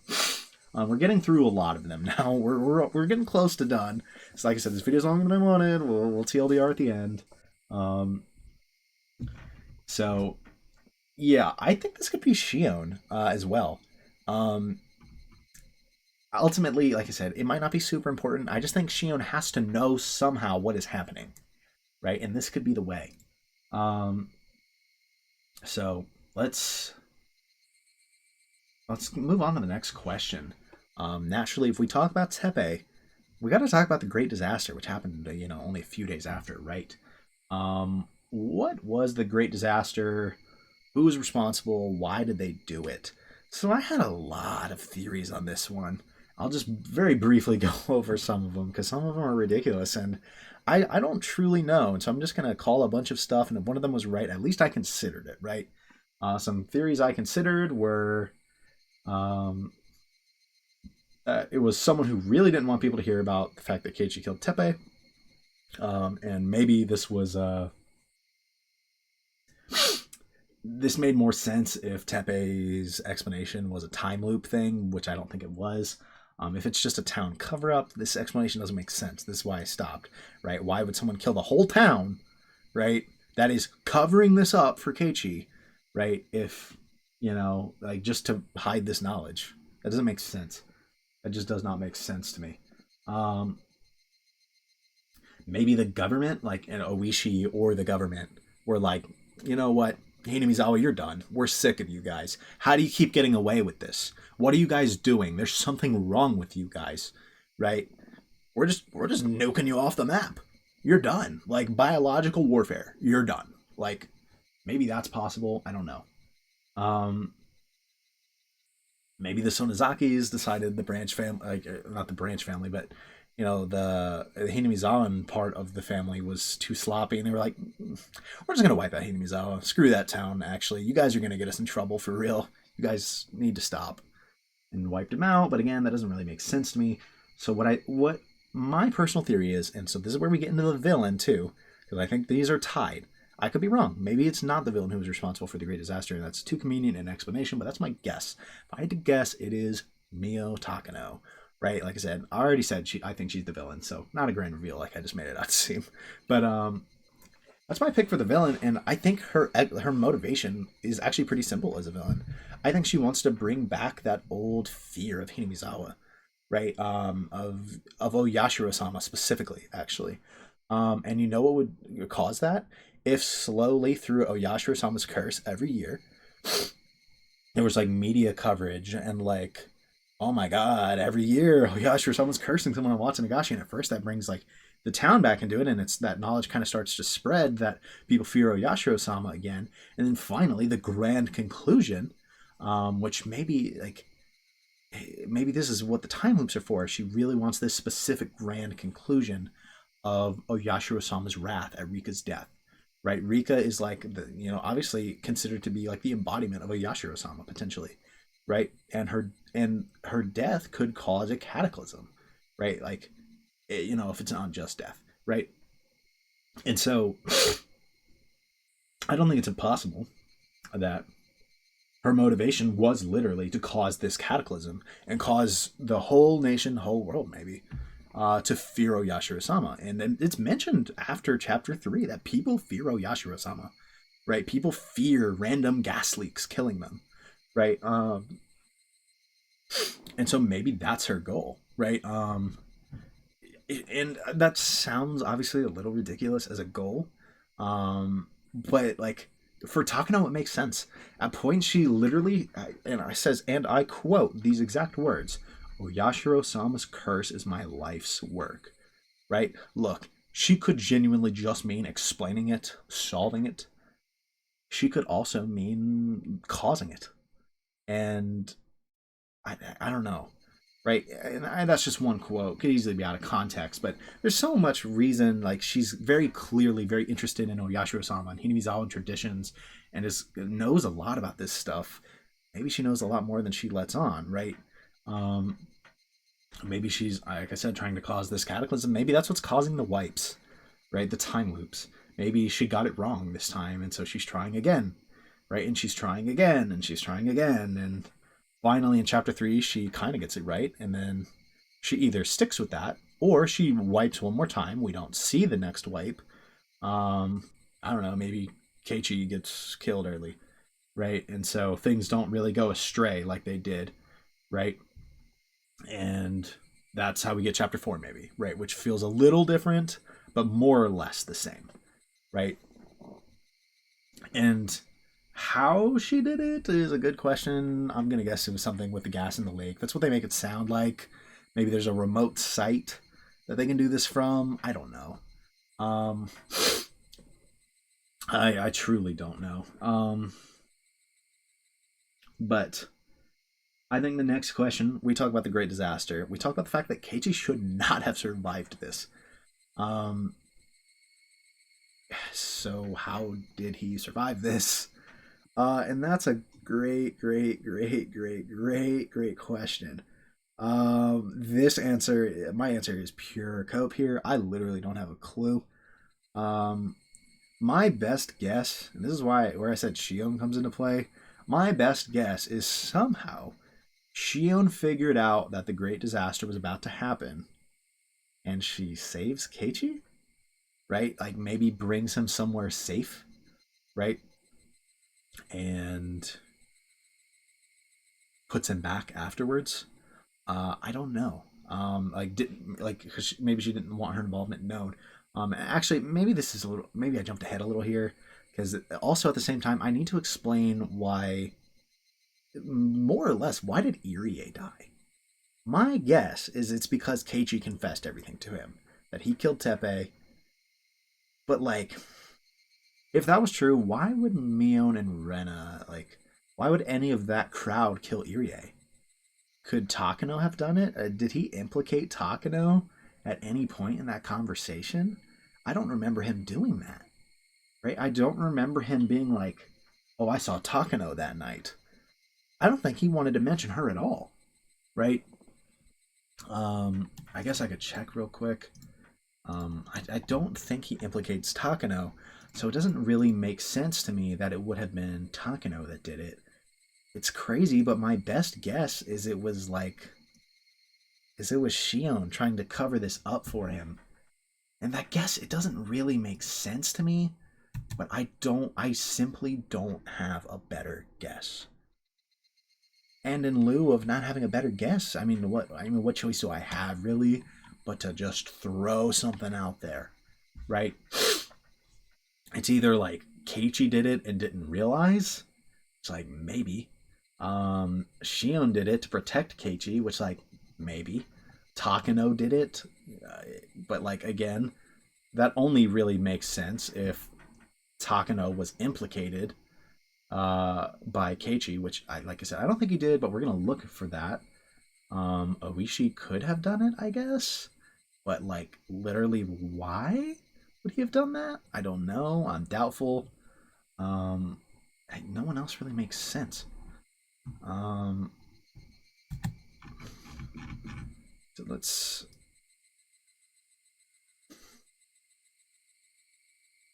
It would be after he confessed killing, I assume.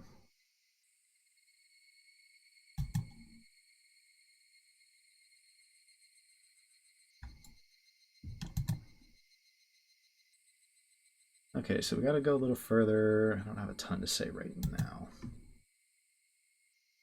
I mean, I guess he would have mentioned this afterwards.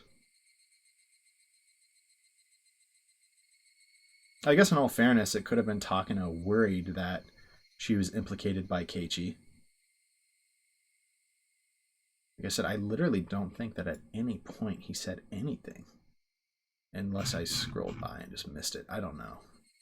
Maybe I'm just dumb.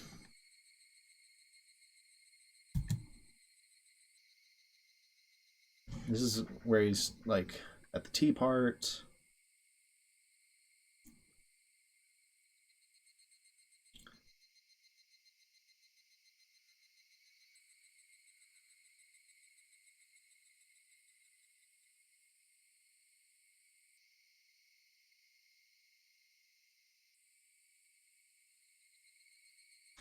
And I don't see anything about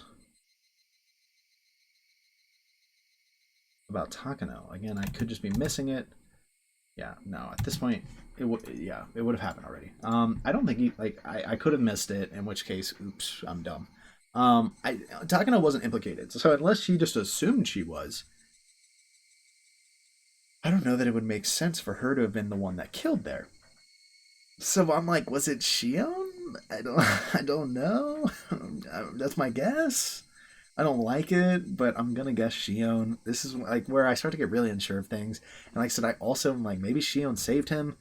Shion found a way to get away from the disaster. Like she lived, and again, maybe that's because she somehow got a heads up. Like maybe Oishi gave her a heads up. Like maybe Oishi figured out that's what he was out and about doing. He like figured out the disaster was trying to happen. He tries to stop it. He fails. Right. I don't know. Maybe that's where Oishi was. And again, it could have just been another wipe. Maybe Oishi actually died in the disaster, but kind of plays into the list of people who survived the disaster. The people who lived, Satoko and Teppei both went missing. We can ignore Teppei because he's dead, in my opinion. Um, the teacher and the baseball player, um, like I think the one that Keiichi was like, he went to Angel Mort with, um, died trying to escape. I don't know how they knew, right? Or like how they almost got out. Again, maybe there are some people who kind of knew. Maybe Shion said something. Obviously, I'm leaning a little too much into Shion right now. I don't think this is literally all explained by Shion. I don't. But like, I don't have a better idea. Satoko, I don't know. Maybe someone just found her body and hid it. Like to again not implicate Keiichi. Like because if they find Satoko and Teppei's not there, that would kind of be like, huh? Like shouldn't he be there? Like what? Right? If they're both missing, it makes more sense. Um, the big thing, though, is that Shion commits suicide at the victim's hospital 2 months after the incident. I don't completely buy it that she just couldn't handle things anymore. I'm assuming she got, Hinamizawa, like craziness, syndrome, whatever. And maybe the reason she lived, again, and was in the hospital, or the fact that she lived and was in the hospital could mean that she was the one who helped Keiichi. She's one of the only people who it could have been, right? Satoko or Keiichi, or not Keiichi.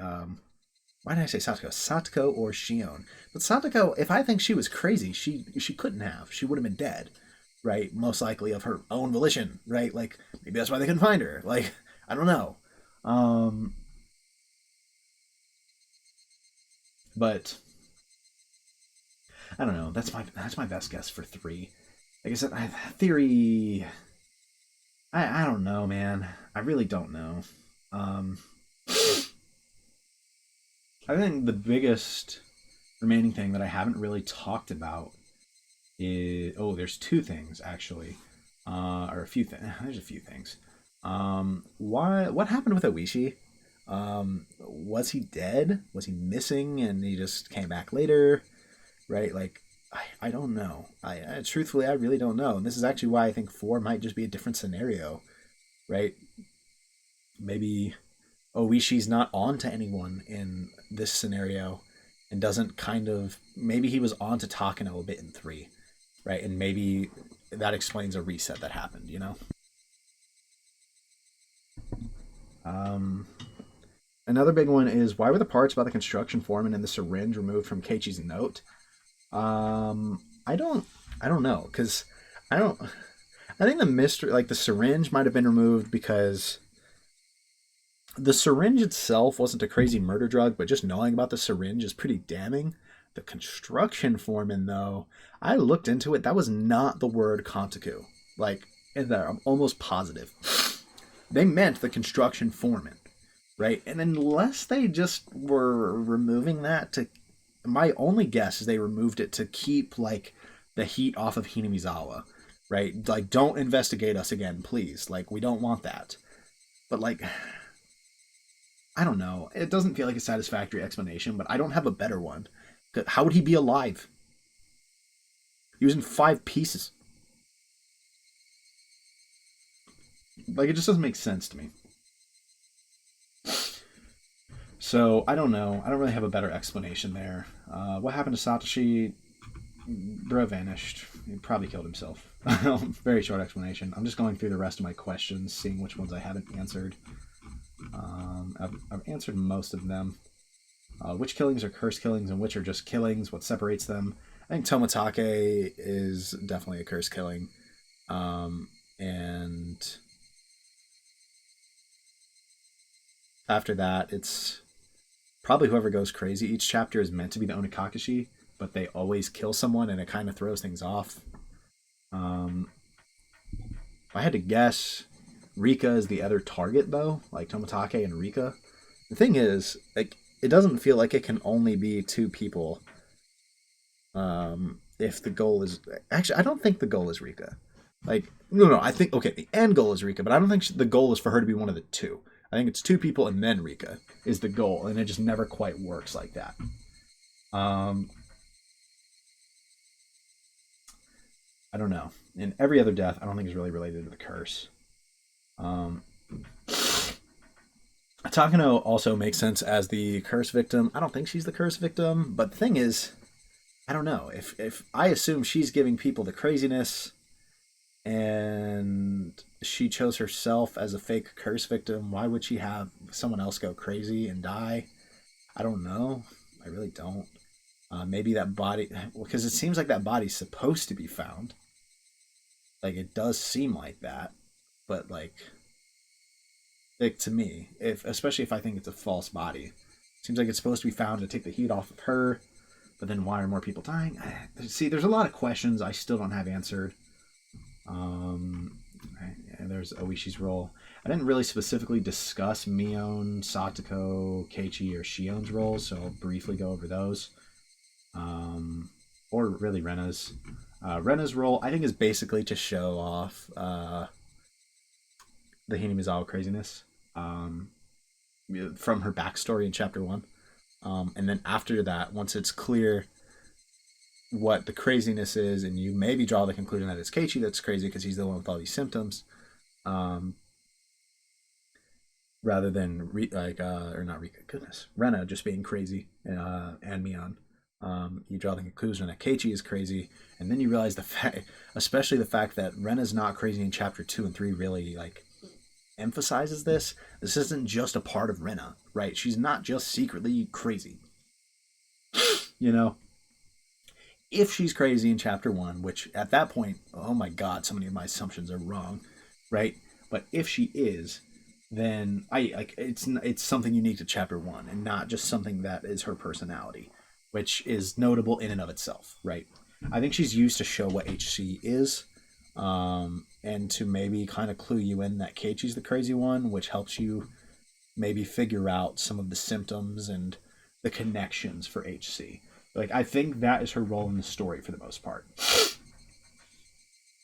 Mion's role, that's actually kind of tough, especially given that I basically gave Shion's entire role to Mion, to be honest. And this is why I'm a little unsure. There's Mion and Shion, I guess you can kind of combine. Mion, if you take the roles that I'm like, that could have just been Shion, right? Then I don't know. Maybe, I don't know, maybe the cover up was a combination of Mion and Shion, actually. Maybe the Shion received the phone call and moves the body, right? But Mion knew this was happening and they cover for Keiichi and say he was there when he wasn't, right? I don't know. I don't know. But like I said, I don't think Mion's super relevant in Chapter 2 until the very end. Um, and she obviously has her moments in Chapter 3 anyways, where she tells you no, we're not the we're not the one who picks the curse killings. It's not the Sonozakis, I promise you. They might be covering them up, or at least some of them, maybe all of them actually. But you know, I don't know. Like I said, I feel like I'm underselling Mion's role now, but those being Shion's roles make sense to me, and so I'm not going to go back on it. Um,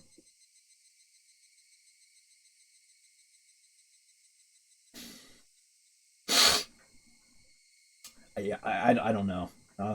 I think at the very least she snowballed the events of Chapter 2, right? Given that she wasn't given the doll, she got upset, she faked a Shion. So Shion actually gets involved, and then when Shion gets involved back in Hinamizawa, things go crazy, and that's how things snowball, right? So I guess that's a role of Mion's, and maybe she's the one at the end who stabs Keiichi. And that's still a decent role, but still less than what you would think. So I'm not 100% on this. Like I said, I basically already talked about Shion's role kind of in depth. I think she was the crazy one in Chapter 2. She might have been the one on the phone in 3. Satoka's role in the story, more or less just a role player in Chapters 1 and 2.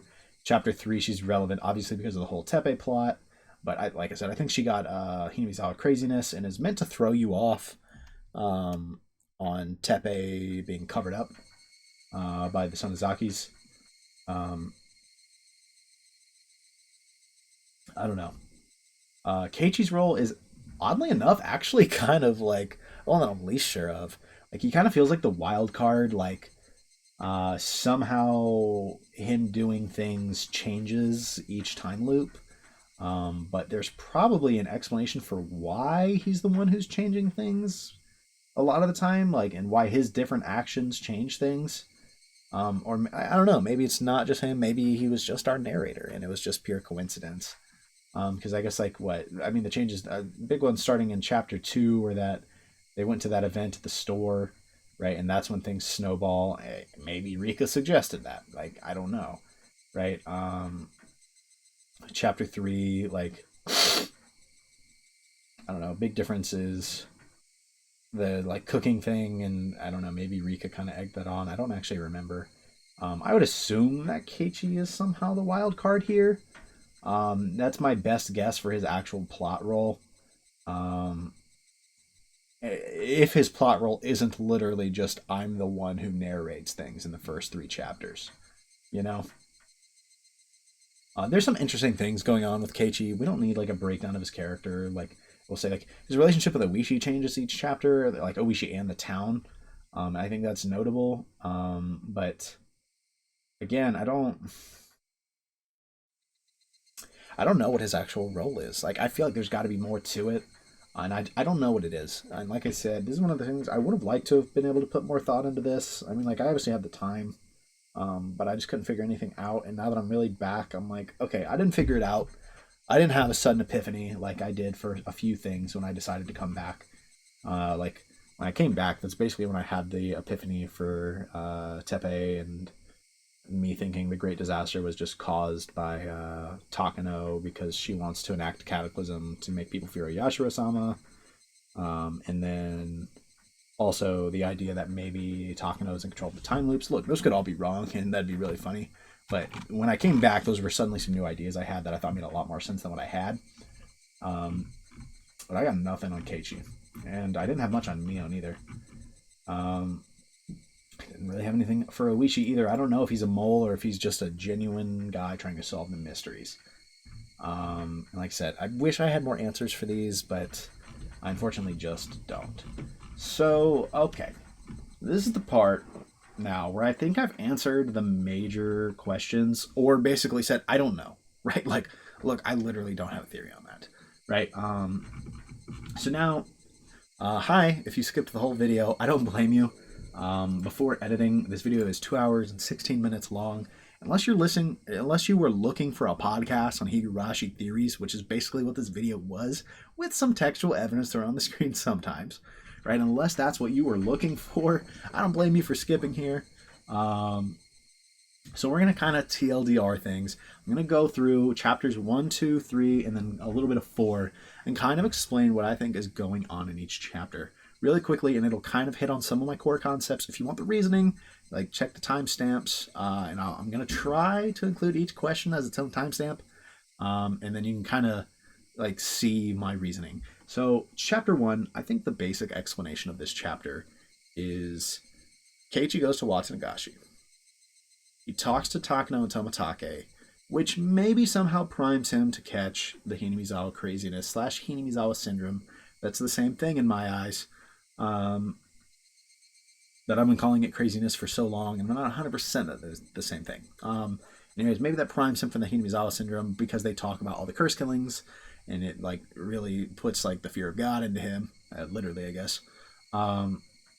And give it, a day, and Oishi's talking to him about like, hey, Tomotake's dead. Like, if you ever notice anything funny, call me.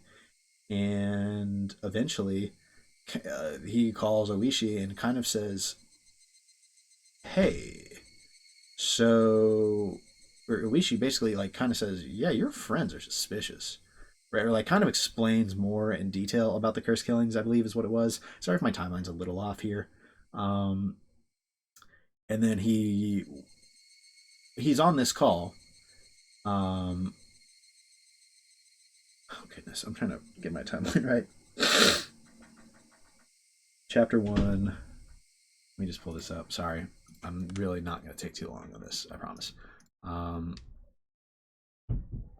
day 12 would have been the day I think he really started to go crazy. So like 10 was the day he first talked to Oishi.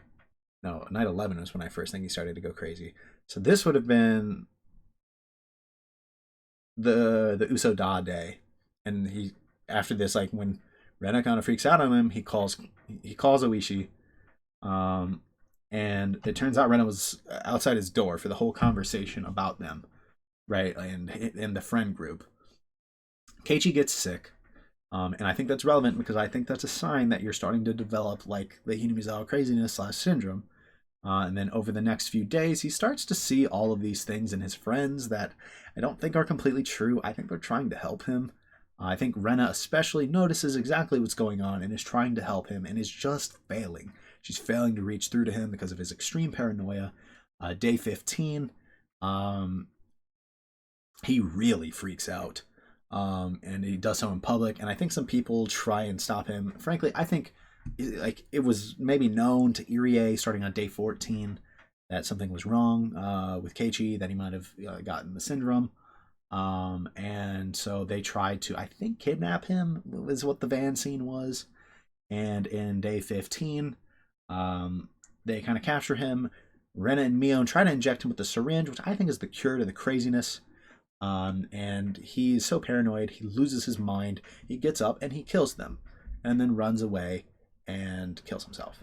Because I think that's what happens after about 3 days of the illness setting in. That's my basic explanation of what I think happened in 2. Hopefully that helps kind of explain, like, you get a general idea of my core ideas here, right? I guess the only other notable thing is he hears all he sees he hears things and feels things that aren't there. I think that's a part of him being crazy. So let's go to chapter 2, real brief explanation. Obviously you have like the several days of the Mion Shion switcheroo until you meet the real Shion.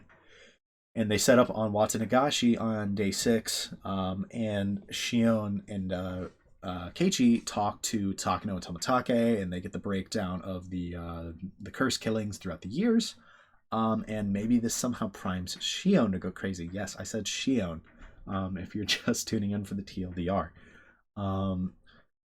Day 9 is Watanagashi, where Shion is starting to hear things and see things, which again I think is a sign of the craziness. I think the Mion that we see in days 10 through 12 that we're made to believe is like Mion disguising as Shion for a while, I think was Shion the whole time, right? To be completely honest with you. Because I think Shion is already crazy at this point. I guess unless she was like literally just in a position where she couldn't do anything to herself, like handcuffed. I guess that is a simple way to describe this that doesn't require this, but the timing works too well for her to like be the one that's going crazy during all of this. And then on day 12, she obviously goes completely bananas, tries to kill Keiichi. They get rescued. I think Shion dies in the escape, right? And Mion is alive. I think Mion is going crazy right after this. And whether it starts to develop the day of the murder dungeon scene and 6 days later she tries to kill Keiichi, or if it had already started developing at this point and she just holds on for 3 days longer than anyone else, I don't know.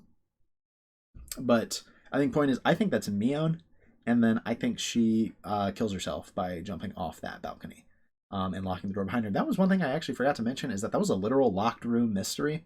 The door was locked. Like, they mentioned they had to get the keys and go unlock the door. And admittedly, the person who said this was a bit of an unreliable source. But assuming that this is true, it makes sense that it was Mion in there. She locks the door behind her and she kills herself, right? Like, I don't know. It doesn't seem that crazy. That's my basic explanation of chapter 2. So that kind of touches, again, more on my ideas of what the craziness is, that Mion, Shion switcheroo, double switcheroo, and I guess kind of even like a triple, right? Like, they have the one that they present in the game, the one that I think they haven't presented, in that it was actually Shion, and then the fact that I think the last Mion is actually Mion, like, um, even though it should be Shion in theory, right? Maybe there's a way that it's actually just Shion, or maybe I'm just completely wrong, and that'd be funny. But that's my basic explanation for chapter 2, basic explanation for 3. Let's go into the chapters. I think basically, obviously, you have all the stuff with getting close to Satoko and whatnot. I think on day 8, day 9, day 8 or 9, I think it was day 9, is when Keiichi comes into contact with Tomitaka and Takano again, which maybe somehow primes him to go crazy. The fact that it's like 48 to 72 hours before people go crazy each time is just a little suspicious to me. Day 10, Satoko has her breakdown, which is when I think she starts to develop the Hinamizawa craziness. And yes, I do believe Satoko has it. Obviously, the day of Watanagashi comes around day 11. I think this is the day Keiichi actually fully develops it, starts showing physical symptoms. This is when he starts hearing the footsteps. So I think this is when it really goes down. I think what happened on the night of the 11th, I believe he killed Teppei. I think on the night of the 10th, he made a phone call to the Sonozakis, who I think it might have been Shion, but ultimately it probably doesn't matter which one it was, as long as Shion finds a way to figure out that Keiichi did this. This is the shakiest part of my theory, is all the stuff with Shion coming up. In my opinion, that's the shakiest part, at least.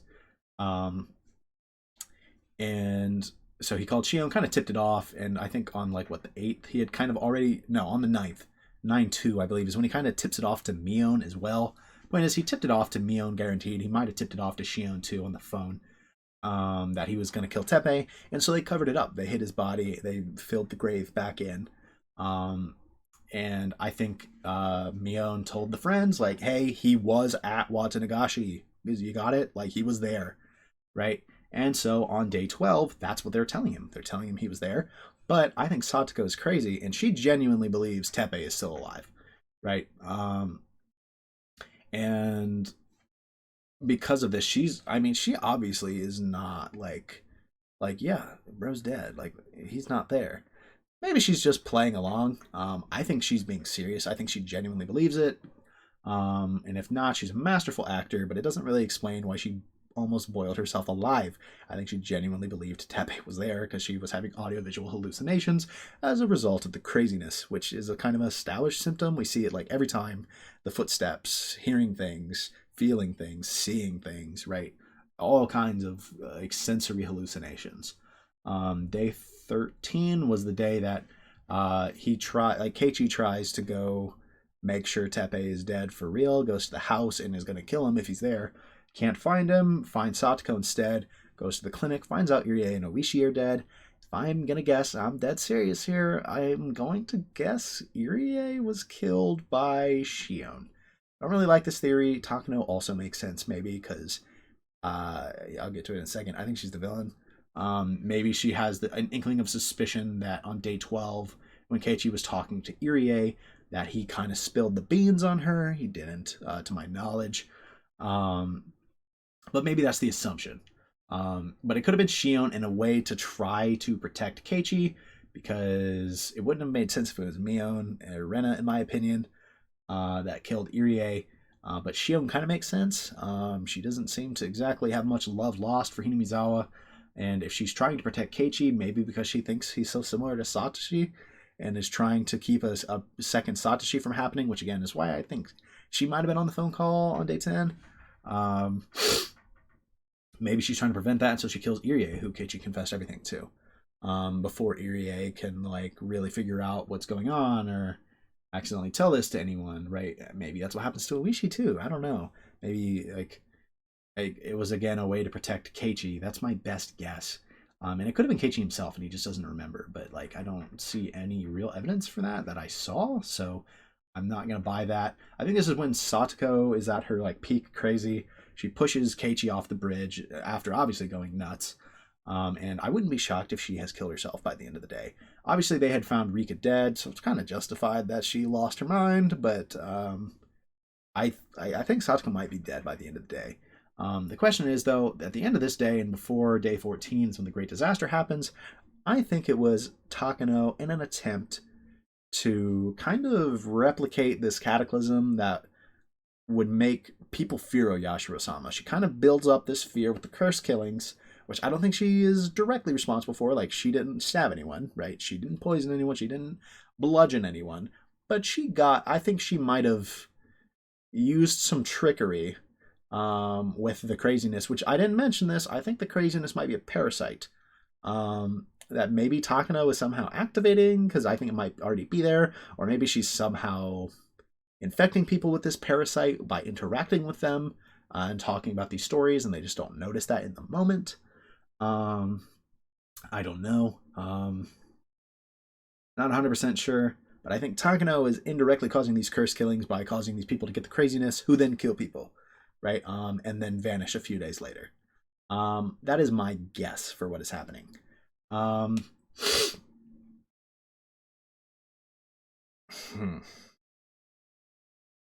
That then you got the question of how did Keiichi survive? My best guess is that Shion somehow rescued him and put him back so that even he wouldn't know what happened.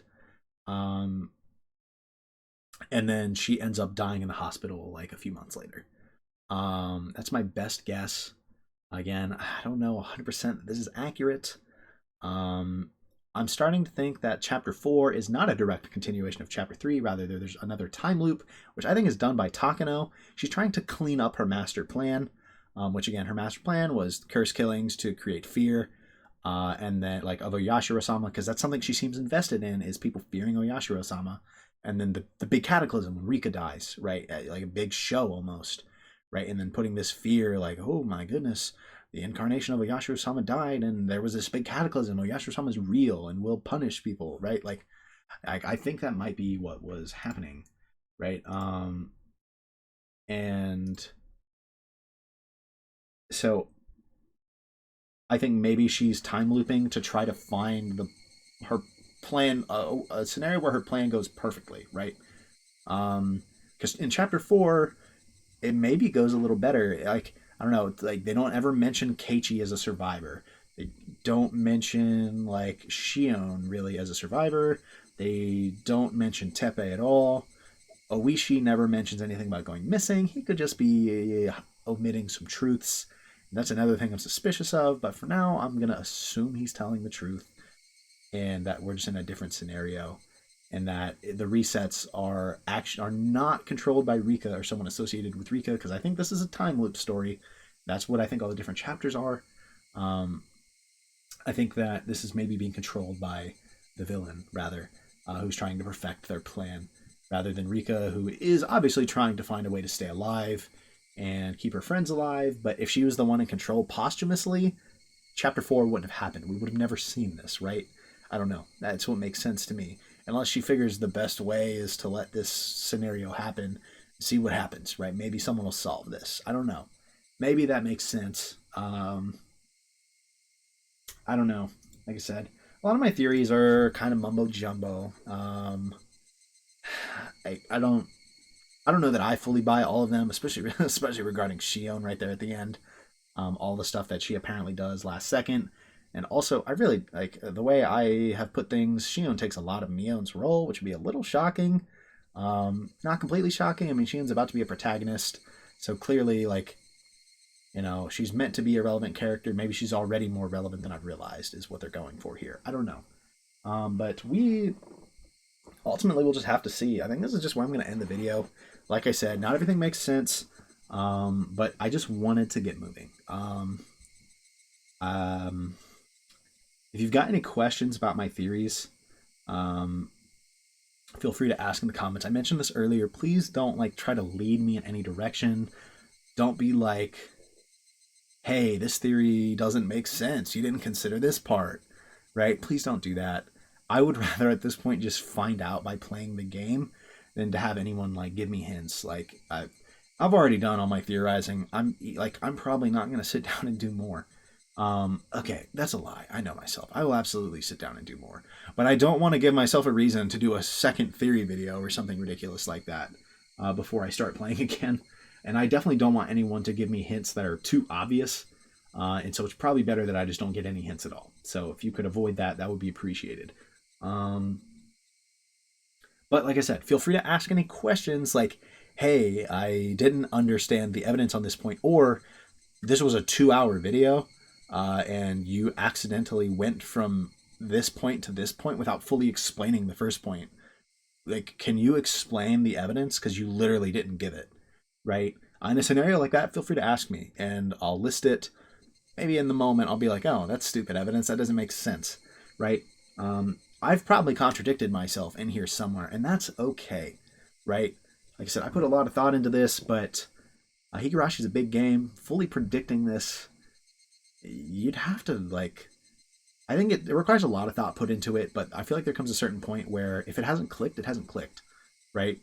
If at this point I haven't come up with some idea for what Keiichi's role is, I don't think it's going to happen. If I don't have a better idea than Shion clutching up Keiichi's life in the Great Disaster, I'm not going to come up with a better idea for what it was, you know? Like, I don't know. Like, that's just how I see things right now. Like, I don't know.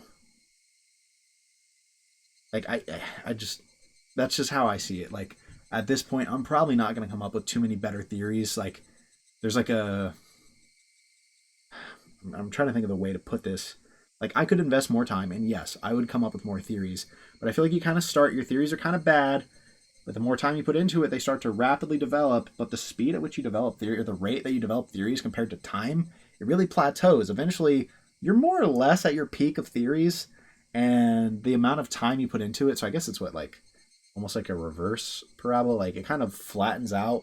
You're not making much progress, and it takes more time to make progress, right? Um, is like kind of what I'm getting at, right? Like, I don't think like putting in an extra 10 hours into my theories at this point, I don't think it would fix them that much, right? I think my theories are mostly what they are. So, like I said, I'm ready to just play the game. I hope you guys are looking forward to this. I hope this video wasn't too terrible to follow. And if it was, I'm sorry. I wanted this video to be better. I really did. But it's already been so long since I played.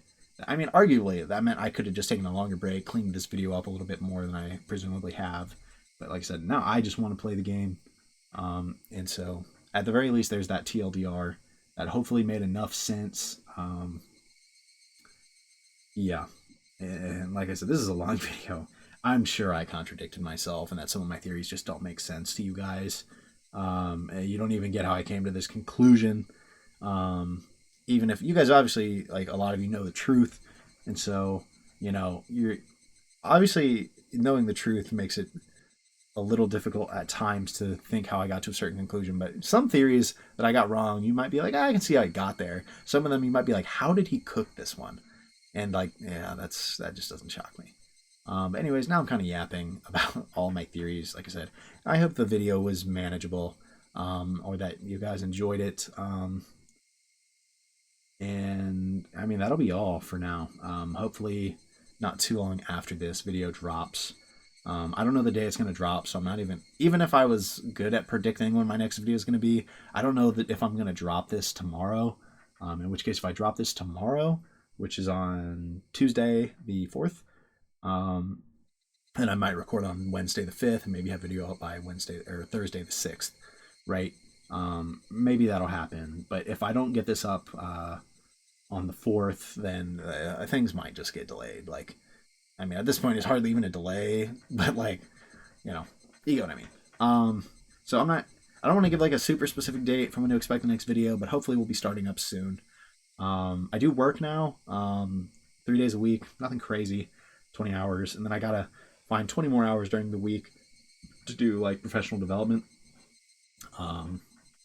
Which, I mean, obviously isn't too bad. I can work around that. But I guess it mainly means I'll probably be recording mostly on Mondays, Wednesdays, and then Saturdays and Sundays. So maybe expect videos on Tuesdays, Thursdays, and then like Sundays. Not those exact days, but usually around there is when you might be able to expect them coming up. So, like I said, I hope you guys enjoyed this video. This was a colossal video. I did not want this to be a colossal video. Guys, this one was shorter than my combined clips were before this. This is my second time doing this video. And like I said, I'm not doing it a third. Like, I'm sorry. I appreciate you guys for watching, but I can't do this 3 times. My voice is killing me. My voice is killing me. I'm out of practice, and I've just talked for 4 hours straight. Oh Lord. So yeah, whenever that next video comes out, I hope to catch you guys there, even after how long it's been. But until then, peace.